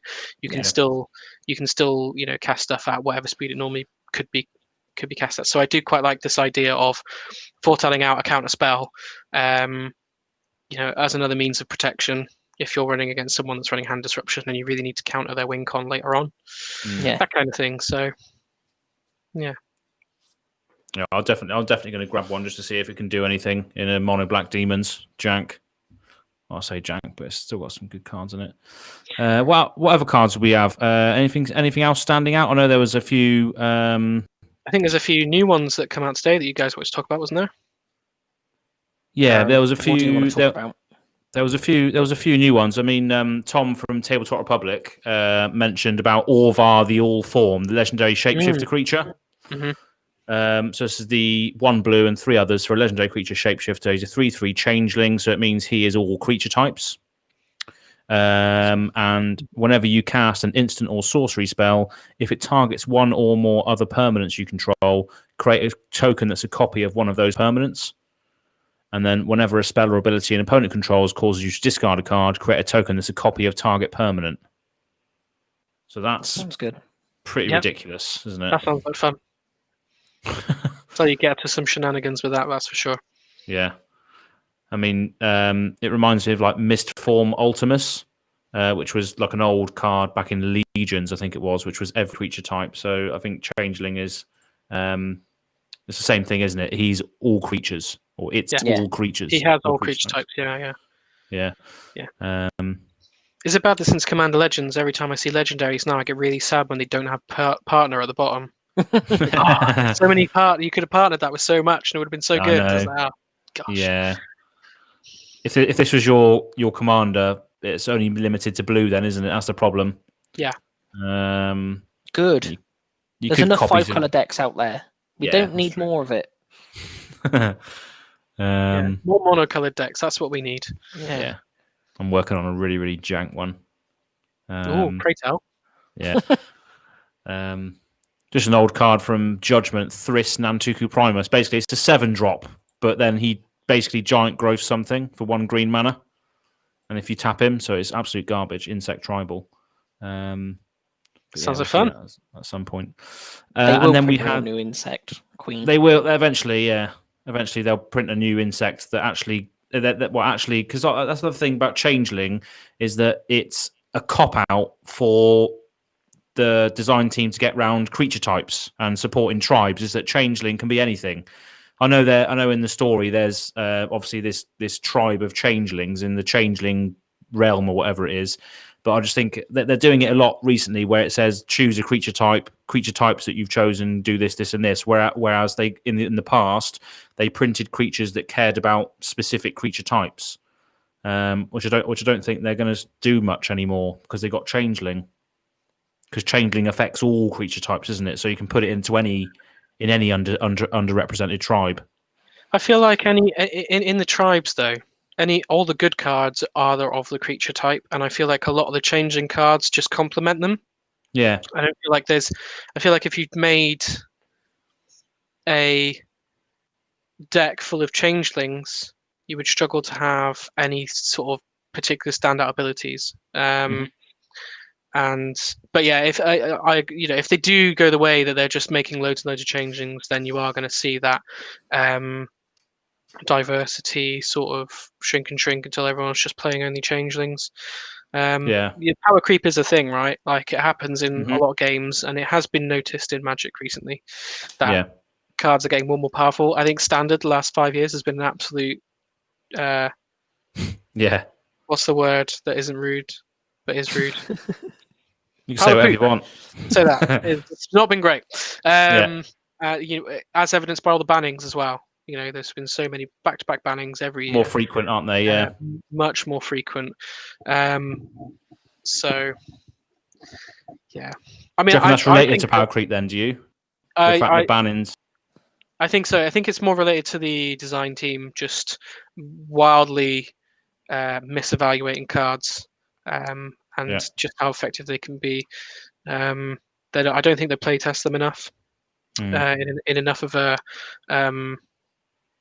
competitive environment, as it were.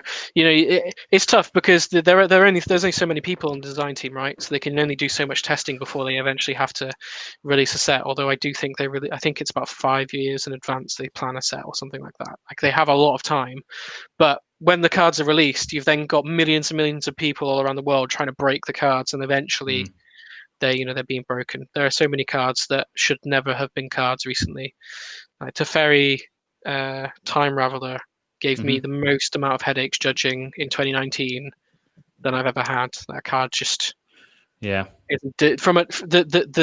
Planeswalkers from War of the Spark with the static abilities are a nightmare. And they're going to age really well as well, aren't they? All those cards, I think. Yeah, I mean, a lot of them, even like some of the uncommon ones, are really super playable. Like Narset, for example, a lot of play. I jam them all in Sisay because they're 20p and why not? They just stick around. So, I think it's the design team, and I think that unless they make some drastic changes with the design team or the testing that they do, it's only going to continue. I mean, I've got a Well, I think one of my sort of thoughts on it is that obviously nowadays they used to have whole sets that were linked to one sort of plane. Like Innistrad, there was Shadows over Innistrad, there was something else and something else. I can't remember, but Innistrad lasted a whole year. Now it's Ikoria, M20, the set we just had, Zendikar Rising, Commander Legends. I think if they stuck just to one plane like they used to do, maybe they wouldn't have all these sort of these errors because they're trying to sort of do the whole plane and all the themes and mechanics, which should be sort of similar throughout the entire year. But because they're releasing so many products, I think they're just missing and misfiring a lot of things. I think that's due to the amount of products coming out as well. Yeah, they're definitely just they've recent years they've definitely gone into the realm of just trying to print money, like Secret Lair, that kind of stuff. Like your standard sets now, most rares have got 5 different print versions because you've got, the normal set art, the extended border, the showcase art, then you've got extended border foil, you've got they're now bringing in these etched foils in Commander Legends. There's so many printings of everything. It just feels like a bit of a cash grab, but people will keep buying it, so they'll keep printing them. I mean that's a whole nother podcast, really. That topic, but yeah, I mean, I think they do lose things when they try and release so many products. They do lose things along the way, I think, unfortunately. Mm-hmm. You mentioned a minute about people solving the formats very quickly, and I heard someone the other day saying that Magic Online used to have like this backdoor stuff that used to spit out loads of information, and like websites used to trawl through that and just get loads of metagame data. Yeah. And basically Wizards put a stop to it. They first wrote to all the websites and said, we don't want you doing that. This isn't really what it's meant to be for. And then they later just fixed the system and it doesn't actually produce that output anymore.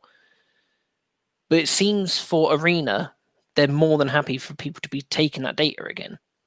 So I feel like they went through a period of stopping it, but it seems I'm not sure if they've deliberately letting people get that data again. There's loads of websites now where the overlays on your system and it pulls all your data and amalgamates it with millions of others. I think the main reason why they've probably done that is because Arena is the hot thing at the moment. They're trying to get people onto Arena. They want more people playing it. The thing with Magic Online, you're right. They used to be able to get loads and loads of tournament results from modern leagues, and then you could use that to collect loads of information together to get a good idea of what the current metagame was. And Wizards put a stop to it, and then cherry picked what was released. Yeah. So you never got that sort of whole spectrum of results. I think I think the reason they're allowing it with Arena is because they want everyone on Arena at the moment, and I think that they're moving forward. They've done it with the Magic Players League, and what was the Pro Tour and all this. I don't know. I've lost track of what it was now. It changed name about 5 times. But that's all being played on Arena. I think that COVID's just expedited that process. I think they were already gearing towards playing Arena, if they weren't already before COVID. Whereas obviously now the only way to play is digitally. So Arena is how they're playing all that.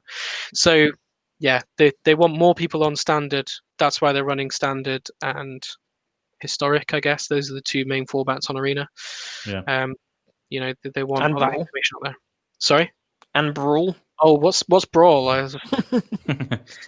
The king of Commander. God, garbage format. It's like the pauper of Commander. It's like, but you reckon, Commander's stupid cousin. Yeah, but I was going to say, I mean, sorry,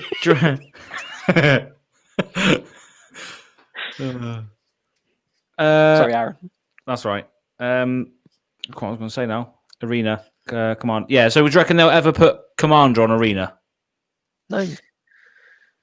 Well, they've got Brawl, so in theory they should be able to support it as a format. It's getting the whole card pool on, right? Commander, the card pool goes all the way back to Alpha. So it's getting all that data into an already very large game. I know that with is it Time Spiral Remastered coming later this year? Yeah. That there'll be a lot of old cards on there. So I think that as time goes on, more cards will end up on there. It'll be a matter of time before we see a new format come out of whatever's on Arena from that point forward. Yeah. You know, like was it Frontier or something they decided to try bringing out, and that was everything from Khans forward, I think. Was it Pioneer? That's what Pioneer is now, isn't That's it? Pioneer. Basically. What was Yeah. But yeah, Frontier was that. It was from Khans forward. Yeah. But then they sort of said, we don't really want fetches in there, so we're going to do it from a little bit more further than that. Yeah. That's fair enough. I can't remember. Yeah. Oh dear. Yeah. This is the last time you guys invite me on here. We've just talked about everything else for ages. Pretty much, yeah. Sounds about right. Sorry about that. Yeah, we don't like following a plan. No, I don't. No. It's the same way we play. If we know what we're going to do 2 turns in advance, what's the fun? You didn't even know what's your deck list, let alone what you're going to do 2 turns Exactly. Exactly. Yeah. Precisely. Any more cards that stand out? For me, I'm going for... where's it gone? The green...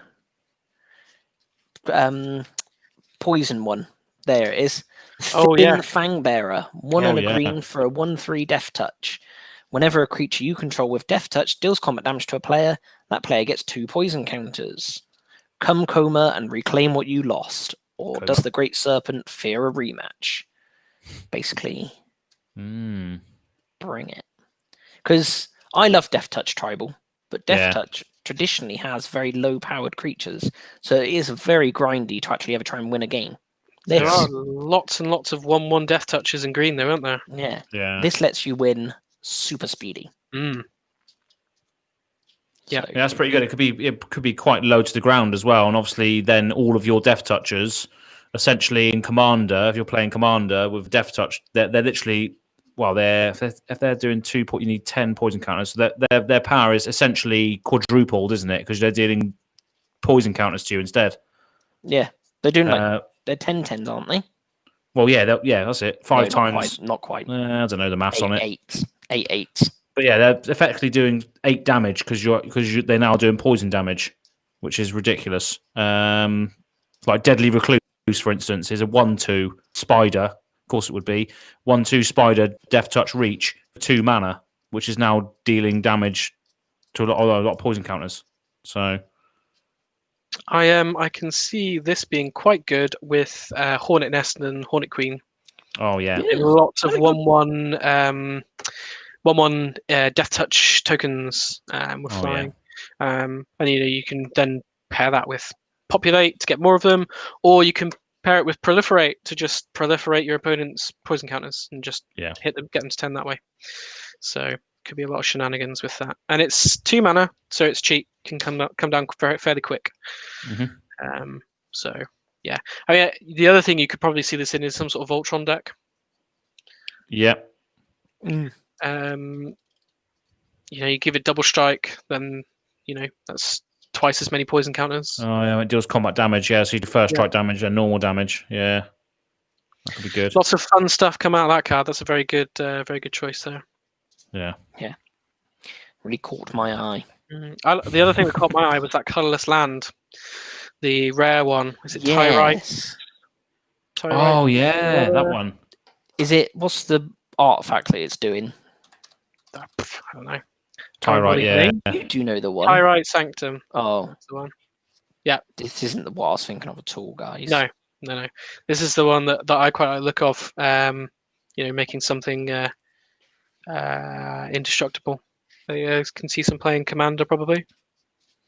Well, yeah, I think it's pretty much a staple really. It's got its protection on a land, doesn't enter tapped. It makes your commander a god in addition to its other types, which is just awesome. And I guess it makes it indestructible. So the thing I don't like about it is counter as well.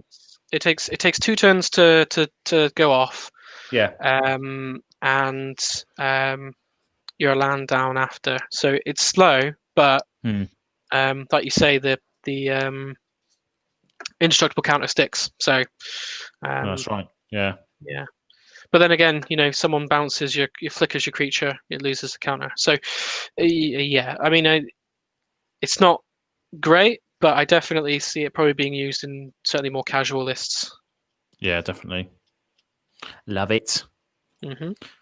And I've got one mention, which is a bit of a downer, because I love sort of big sea creatures, krakens, leviathans, octopuses, and serpents. The sea creatures episode, one of my favourites. So Icebreaker Kraken. So this was just on this list somewhere. Yeah, I think it's have you got it there? No, they've all gone now. Oh, they've all gone. So CMC of this There creature is 12. So 12 CMC. So 10 generic mana and blue for an 8/8 legendary creature. No, it's not legendary creature. Snow creature Kraken. It costs 1 less to cast for each snow land you control. So again, snow lands, quite good. When Icebreaker Kraken enters the battlefield, artifacts and creatures target opponent it controls don't untap during that player's next untap step, which is quite nasty. And then return 3 snow lands you control to their owner's hand. Return Icebreaker Kraken to its owner's hand. So it's got a bit of a deep dive as well. But I thought I'd mention it just because I love sea creatures, but it's a bit of a letdown, really. Yeah, it's could maybe see some play as a finisher in a control deck in standard, because it has that ability to bounce itself back to the hand. Sorry, what do you have to do? Return 3 snow lands you control. Yeah. Okay, so you can't do any funky shenanigans with returning like Mystic Sanctuary or anything to your hand. But No. I think it's cool. The artwork's pretty boss on it. Yeah, I think that's the thing that Orvar is underneath as well. If you look at Orvar, the all form legendary shapeshifter, I think that's the thing that he's near. Right, there's are tentacles coming up from underneath. Oh yeah, good spot. So millions of tentacles all around him. Yeah, that's why I got excited. Yes. I got excited because I thought, oh yeah, he's going to have some sort of creature underneath him there, and it's probably this guy, this Icebreaker Kraken. But unfortunately, it's not too good. They're best friends? I think so. Yeah. I'd want to be. Or is that just implying that is Orvar? Is that just like, does his legs just become all of this mess? Maybe.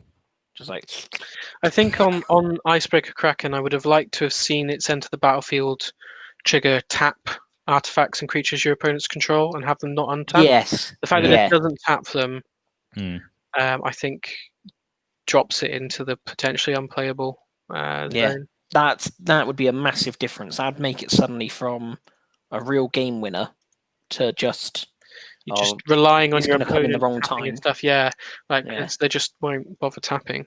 Because then you could just abuse the returning it effect. Just turn it, replay it, just have your opponent's stuff never on tap.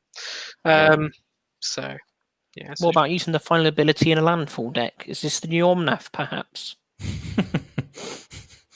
Return 3 snow lands you control. Yeah. Landfall. You just get to replay them very slowly. But you have to bring him out first. That's the problem. You have to get him out. That's what Lotus Cobra's for. That's true. Yeah. Lotus Cobra. Banging card. And want to mention the runes as well, because we sort of called this on a last podcast. We did say that we thought that the runes would give you a keyword, and they do give you a keyword. So we got a couple of runes. So Rune of Mortality is 1 and a black for an aura rune. Enchant permanent. When it enters the battlefield, draw a card. As long as an enchanted permanent is a creature, it has Death Touch.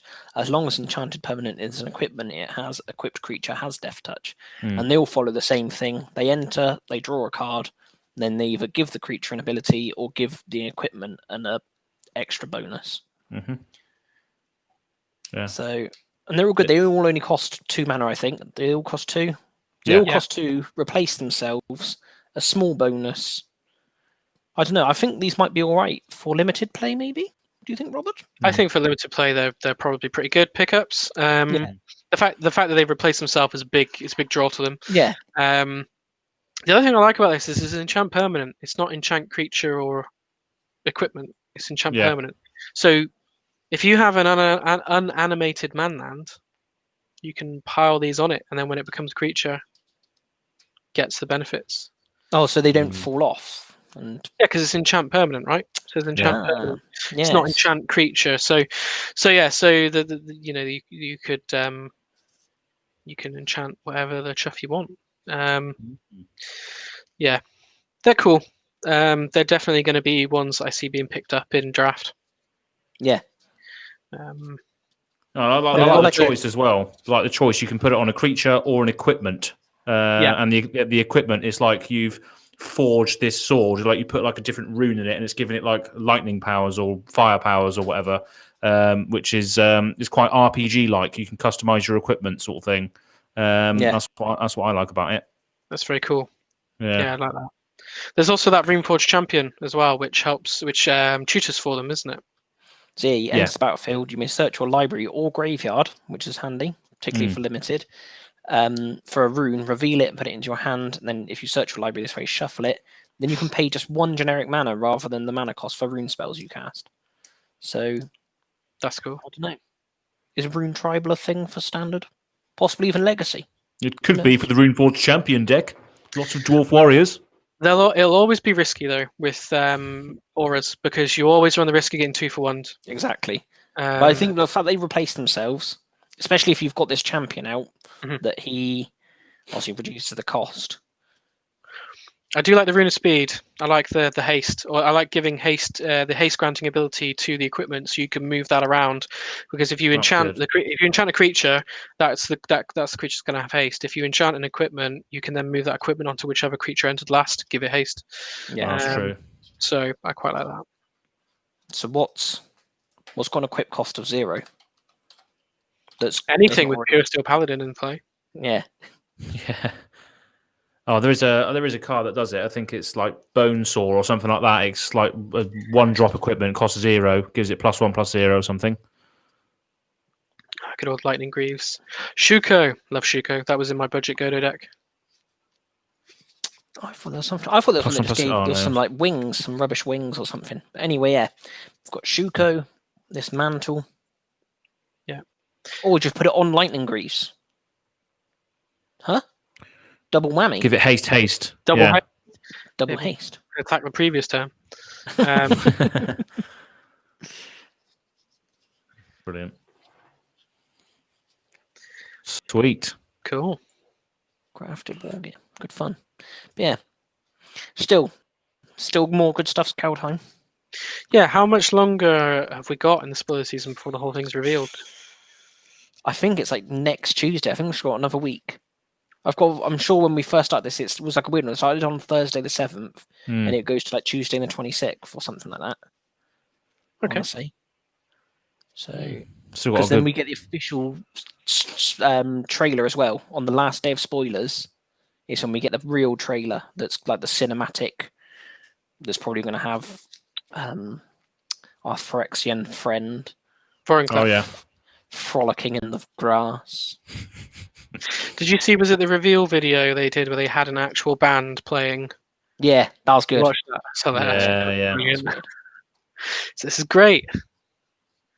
I really need to watch Vikings. I keep seeing it pop up on my Amazon Prime. I do as well. Yeah. I must say, I am a sucker for Wizards marketing team. They did The Walking Dead Secret Lair. Started watching that. They did this. I want to watch Vikings. They did other stuff. I listened to metal music. Got a massive collection of My Little Ponies after the first one they did. Oh, brilliant. Yeah, I'll probably start playing D&D after the D&D set comes out. Yeah. That's going to be quality. I'm not allowed to play. Oh no, I am allowed to play. It's World of Warcraft that I'm banned from playing. It's grounds for divorce, so can't do it. Yeah. I've got too much of an addictive personality to let myself get trapped in something like that. So, yeah, it took me 8 years to get out of RuneScape. I mean, I was like a grown man before I got out of that. So, going back to what we were talking earlier about tribal. Yeah. How do you guys feel about doing a tribal league? Can I be allies? I'm well up for that. Yeah. I was thinking what we could do is we could cherry pick. Say, it says 4 of us that do it, and we do it for an episode. We pick 4 tribes, people can either pick which tribe they want, or we can randomize it. They could pick 4 tribes and randomize it, or Tom could be allies and we can all pick whatever. We set a budget, and then we do a tribal league with a budget. Yeah, that sounds like fun. It'll be great. Definitely. Great map. And then afterwards, see how many of the same cards we're all running. It's just just all all changelings. Yeah, just how many of these things that just are the staples of a tribal deck that everyone runs. Do we all put coat of arms in and just let the mayhem commence? Absolute budget. You can fit it in the budget. Can make it interesting. I think coat of arms isn't too bad now, though, is it? It used to be quite expensive. I'm not sure if it's. I don't know. But yeah, that's definitely a tribal. Yeah, but if you're playing a tribal battle, it's quite a bit of a double-edged sword, isn't it? That's the joke. Like coat of arms is going to be pretty dangerous with everyone else running tribals. It is, yeah. Coat of arms. Let's see. Cheapest one is about €3 by the looks of things. Yeah. Good old 10th edition. There might be more. Yeah. I remember. I'm sure I had a friend who said that the 10th edition one was gonna, for some reason, be worth it more than any other, and he bought loads of them. I've got a pile in that room behind me there that you can see. I've got a pile of coat of arms in there that he asked to keep hold of. The only one that's worth anything from 10th edition is this foil one. It's the simplified Chinese alternate art one, about €200. But that's the normal one is €2, so I'm afraid he's out of luck. Yeah, I don't really know. It was just so funny though. Foil ones are $4.50. It was this and something else. I can't remember what the other card was, but he bought like. It wasn't fair. It wasn't that many. It was in like 10 copies of each. It wasn't like ridiculous. Not like he bought hundreds of them. It was so funny. Buyouts are doing my head in at the moment. They've just hit Wheel of Fortune, so I'm never going to be able to get that now. It's too expensive. You'll be laughing when they reprint it tomorrow. It's reserve list, isn't it? They don't care anymore. That's been and gone. Oh, true. Yeah, they can just Kaldheim. say, well, actually, if Phyrexians can make it to Kaldheim, so can reserve list cards. I'd love it if they printed Jaws a common. That'd be great. 5 color decks for days. Let's go. I don't know what would happen if they did that. It would just be chaos. It'd be chaos. Mayhem. Game would plummet. That would be Tybalt in real life, wouldn't it? Just reaping chaos. Yeah, if I ever say that I'm applying for a job at Wizards Design Team, make sure you head them off first. Say, no, don't do it. I'd rather you work there than Josh. I tried to help him evaluate his custom commander and just ended up helping him make a monster. So I'm not sure I'm much better. Wow. Brilliant. Oh, right. I think that's pretty much all we got time for, isn't it? I think so. Yeah, I don't think there's anything else, is there? Quick rules question I had, Rob. Oh, God. While you're here. Okay. So it should be quite an easy one. If a snow creature taps for mana, does that add snow mana? So if you use like Tyvar... Snow mana is mana produced by a snow permanent. Yeah, that's what I thought. Hence why, like Arkham's Astrolabe, if you tap and add mana with Arkham's Astrolabe, that is snow mana because it's a snow permanent. Oh.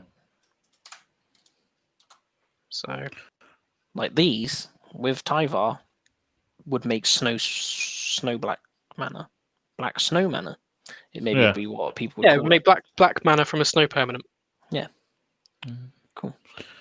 There's that new Gruul one as well that is this legendary snow creature which makes icy manoliths, which then will tap for snow mana. Yes, that's a cool card. I see that being built around because it has a mana sync ability as well late game. Yeah. It's only uncommon as well, isn't it?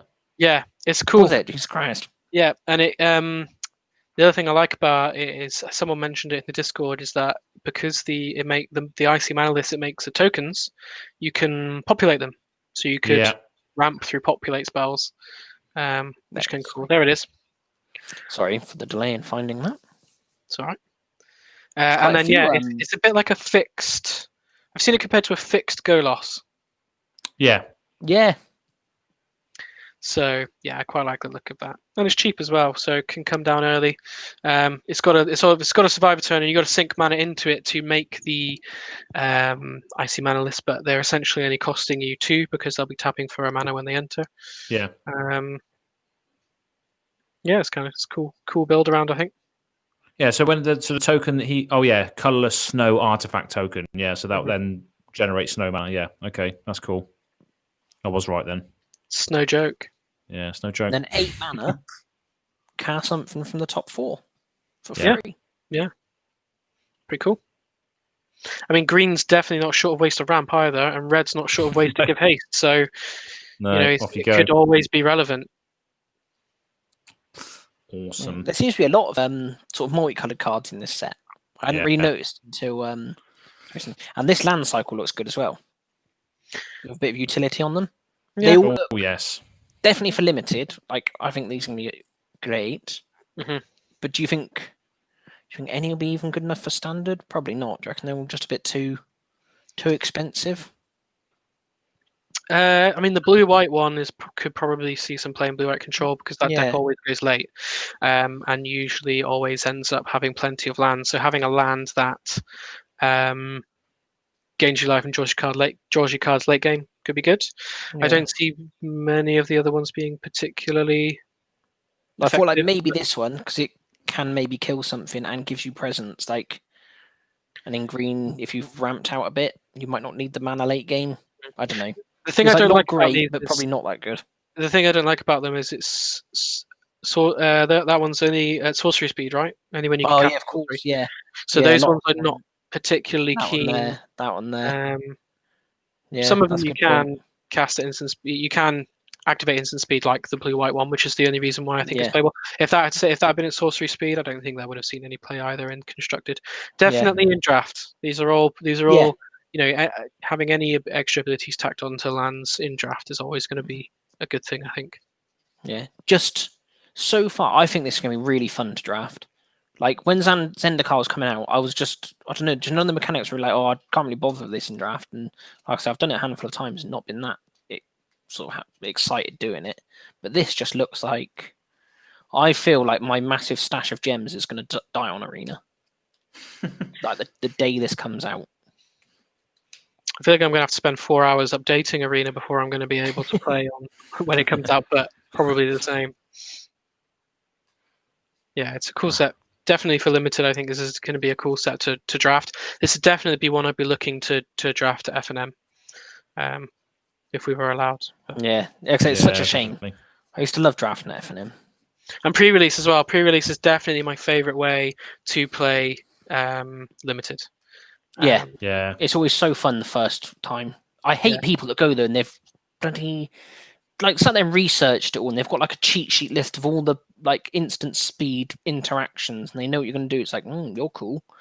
No, just come and play, Rob. Sorry. That's definitely what I would do. Yeah, I realised that as I started saying it. We've got a spike in the room. Spend all week on Reddit r/spikes looking at the hot draft picks. Yeah. That I did it once, and I just came in. I thought it was like I found it the most boring pre-release I've ever been to, because it was just almost like a regular sealed. It was almost just a regular draft at that point, except I don't know. Like it was obvious through the day, like that most of my opponents clearly hadn't done anything like that, and were just having fun. And then there was just me, just looking like I was there, just trying to kill kids. Yeah, it definitely depends on the draft pod you're in, right? Like if you're in a draft pod where people are picking cards that they like that are cool and aren't necessarily picking cards that are... You can draft two ways, right? In limited, you can either draft cards that you want for your collection, or you can draft a synergistic deck to try and win packs. Yeah, and I always say to myself, I'm going to draft synergistic and try and win packs, and then I'll open up the rare and I'll go, "Ooh, I like this. I'll take this," and it's going to be garbage and unplayable in my draft deck. But you know, but I feel the arena economy. Sorry to go back to arena part. Like it just incentivizes that because you definitely have the card there in front of you that you can take that you know you want for your standard deck, even though it might not be the best deck card for this limited deck you're building now in pack 3. Or you can just not get that, win 3 packs that probably won't contain that card in, and then be upset. The other thing as well waste your wild cards. If you're drafting the set a lot and you know which archetypes are good, so say, Blue White Flyers is probably always going to be a fairly good archetype in limited, right? But say there's a specific archetype that you know is good in this set, and you draft that over and over, provided you get the cards to do it, then you're going to be drafting a lot of cards that you already have. So you're going to be building a lot of wild cards. So that's another bonus of draft on Arena, is being able to build wild cards that way. Whereas, if you were drafting that in person, you've got 8 copies of the same common that you just are completely useless to you, right? So, no, definitely the biggest downside for me with Arena is the social aspect. There's no real social side to it at all at the moment. I think that's like similar to all sort of one-on-one competitive play, isn't it? It's just like bang, bang, bang, go, bang, bang, bang, go. Like my experience of it has just been like, they're not really there to have like an interaction. They're there just to try and play a game and win. Whereas, Commander is much more sat down table, chucking some spells at each other, sort of thing. There's nothing on the line, right? When you're playing casual Commander, there's no prizes or anything like that. When you go to these events where there's prizes on the line, or people are trying to graft up the ranks on Arena, that's true. Yeah, that's what they're there to do. You can sit down and play Commander with your friends, and you can say, right, my goal for the game today is to make a 20/20 and hit someone with it and have a laugh with it. So it's just a different kind of goal, I think. I'm definitely enjoying Magic more since transitioning over to playing Commander exclusively. Because it's just so much more chilled. I've got like a huge variation of decks. The card pool is enormous, right? Like the thing with Standard is I could get very bored of playing it because the card pool is so small. You play Standard a lot, you begin to know all of the cards that are in all the decks, and it becomes a rock paper scissors format. At least with Commander, you've got I've got no idea what Tom could be pitching up with this week. And Grixis Pingers won the game, didn't it? I know, yeah. I know when he put that multicolored creatures you control have Death Touch down, I thought, oh, here we go. As he's kept very quiet about this interaction with his fingers.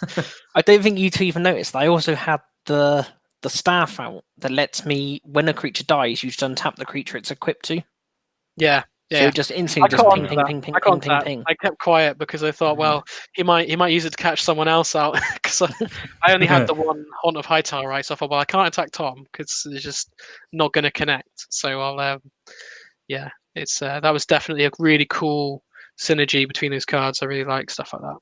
Yeah. And there's a new one. Oh no, I think it was the new rune. I was thinking that gives Death Touch. Yeah, and I could even equip the staff. The staff now becomes a one-man killing machine. Oh, can you imagine if that new green legendary that deals poison, gives poison on combat damage? Can you imagine if that just said damage? That'd be so good. I've already considered building Jund pingers to go next to Grixis pingers, and that would just tip it over the edge.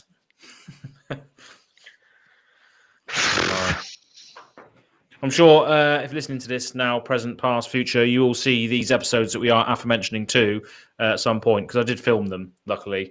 So yeah, stay tuned for that. But yeah, looking forward to seeing what brings it to a close. Really, what other stuff can we see towards the end of this? Because we've had some awesome stuff in this set, proper weird stuff. I love it. Yeah, I'm hoping we've got some like big hitters to finish off now. Yeah. Maybe there's one last surprise. Obviously, we have Vornaclex right at the start. Is there another surprise right at the end, do you reckon? With the trailer maybe being left to the end? Because all the trailers normally come in the beginning, don't they? Yeah. So maybe there's like a big, right at the very, very close of the trailer, you just see this big figure come in or whatever, or maybe it's Elish Norn or something, just appears out of nowhere. But maybe they're leaving something till very, very last minute with us this time. I was just counting how many of each mythics we've got, and it looks like we've got all the mythics in the set. Yeah. So I don't think we're going to get like a big splashy mythic to finish it off. I'd like to see Khan walk in at the end of the trailer and just chop Vorinclex's head off. That'd be sick. That'd be great. Well, we don't have a colorless mythic, do we? Colorless mythic? No, we don't. Not no. Yeah. There's usually always one, isn't there? It's got to be. There? Oh, here he comes.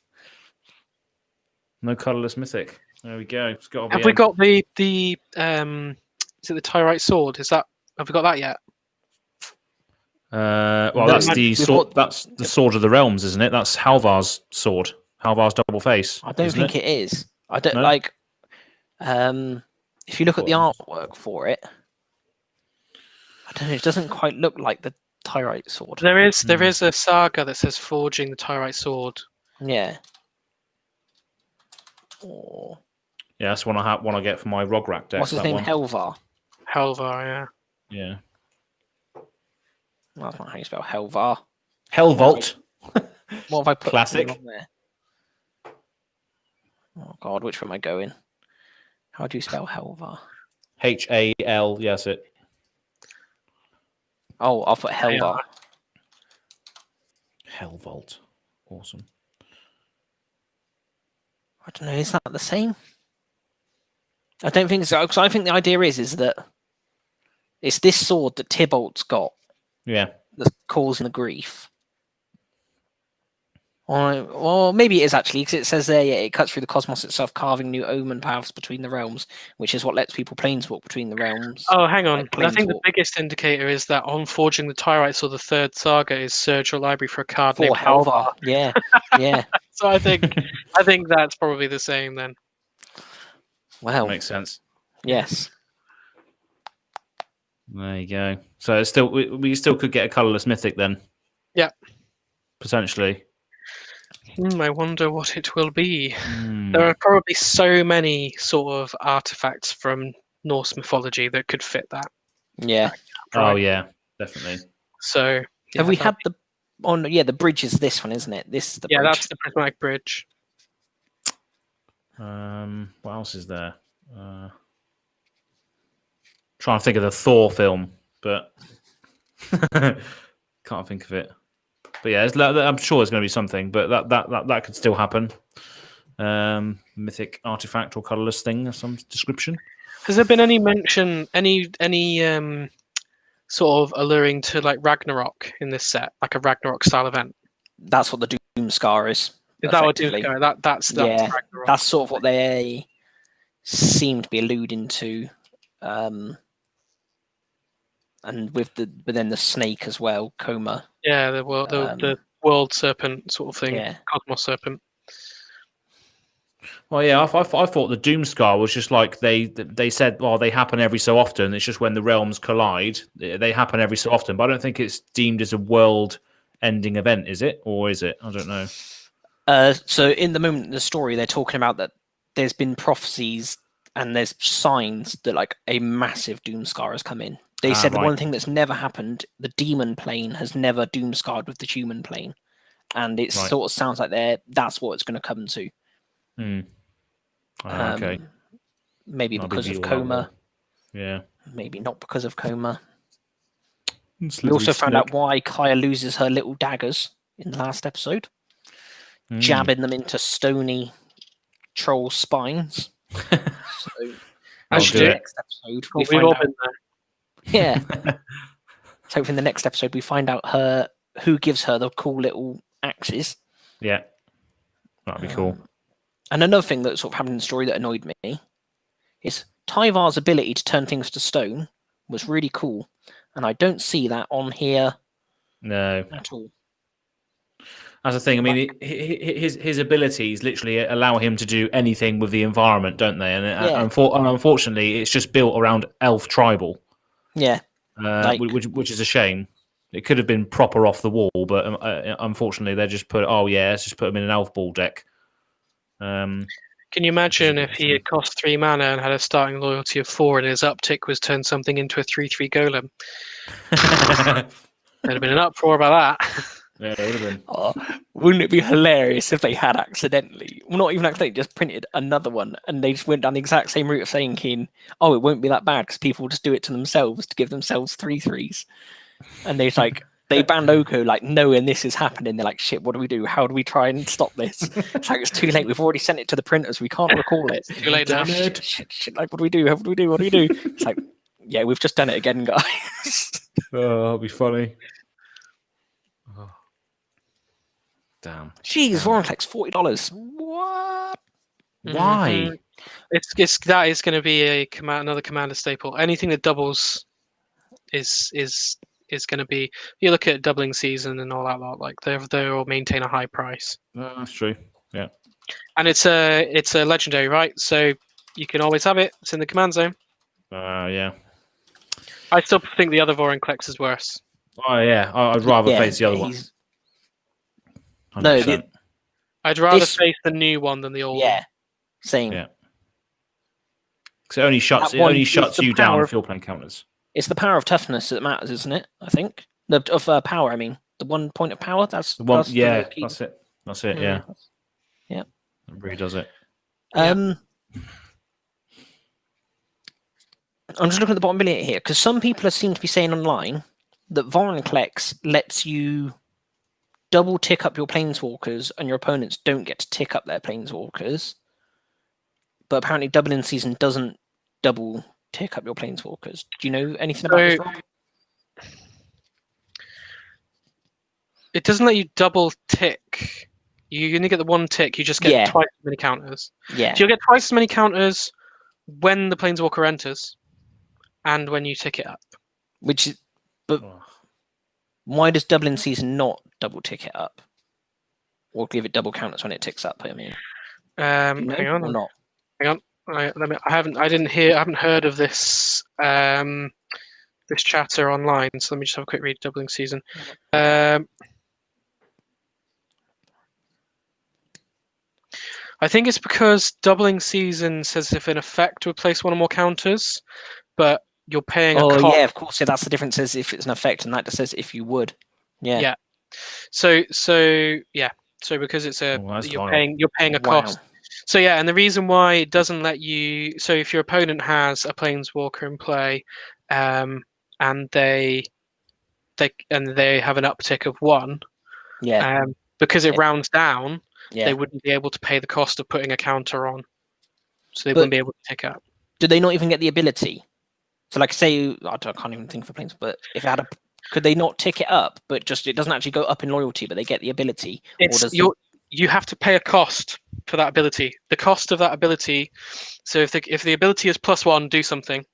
That adding a counter is a cost. Yeah. If you can't pay that cost, you don't get the ability. This is another thing that's probably you're going to find there's an extensive part in the release notes as to how this affects things like that. Really, from a judging perspective, we shouldn't really answer questions like this because we don't have the answers. We can only speculate. I am saying we don't want to speculate and spread like the false answers. But I would imagine that's probably how it's going to work. But we'll have to wait for the release notes to see. Yeah. Cool. No, thanks for the explanation there of difference. Yeah. Yeah, I did not think of that. Lovely. You can see why it's expensive then. I love the legendary border. It's so nice. I'm really glad they brought that in. What, this little crowny top? Yeah, I really like that for legendary permanents. But yeah, that's starting Dominaria. Yeah, Dominaria that came in. But yeah, I didn't like it initially, but I do. Yeah. Comparing the new Vorinclex to the old one, just looks so much nicer as a legendary. I think it really makes it stand out. Definitely pops, doesn't it? Lovely. Right, well, I think that's pretty much it, isn't it? Think so? I think so, yeah. I'm going to see my wife now. I haven't seen her all night, so. Yeah, same. See how she's doing. Yeah, awesome. Well, thanks for joining us today, Rob. That was really good. Expect to see Rob on certain episodes of Pass the Turn as and when we release them. It's been a pleasure. Thank you very much for having me. That's right, mate. No worries. And thank you very much for tuning in. And make sure you hit the like and subscribe button if you're still watching on YouTube. That'll be fantastic. Check out our Discord as well. This is Rob's playing in our local Discord games. We're trying to organise every Thursday, and there's some games floating about on there every now and often. So can you drop the Discord link in there below? Yeah. You can see this in the show notes below. Yeah, join us. It's growing all the time, Discord. So the pool's growing every week. So that's good. More players coming in. Probably going to have 2 tables this week, I reckon.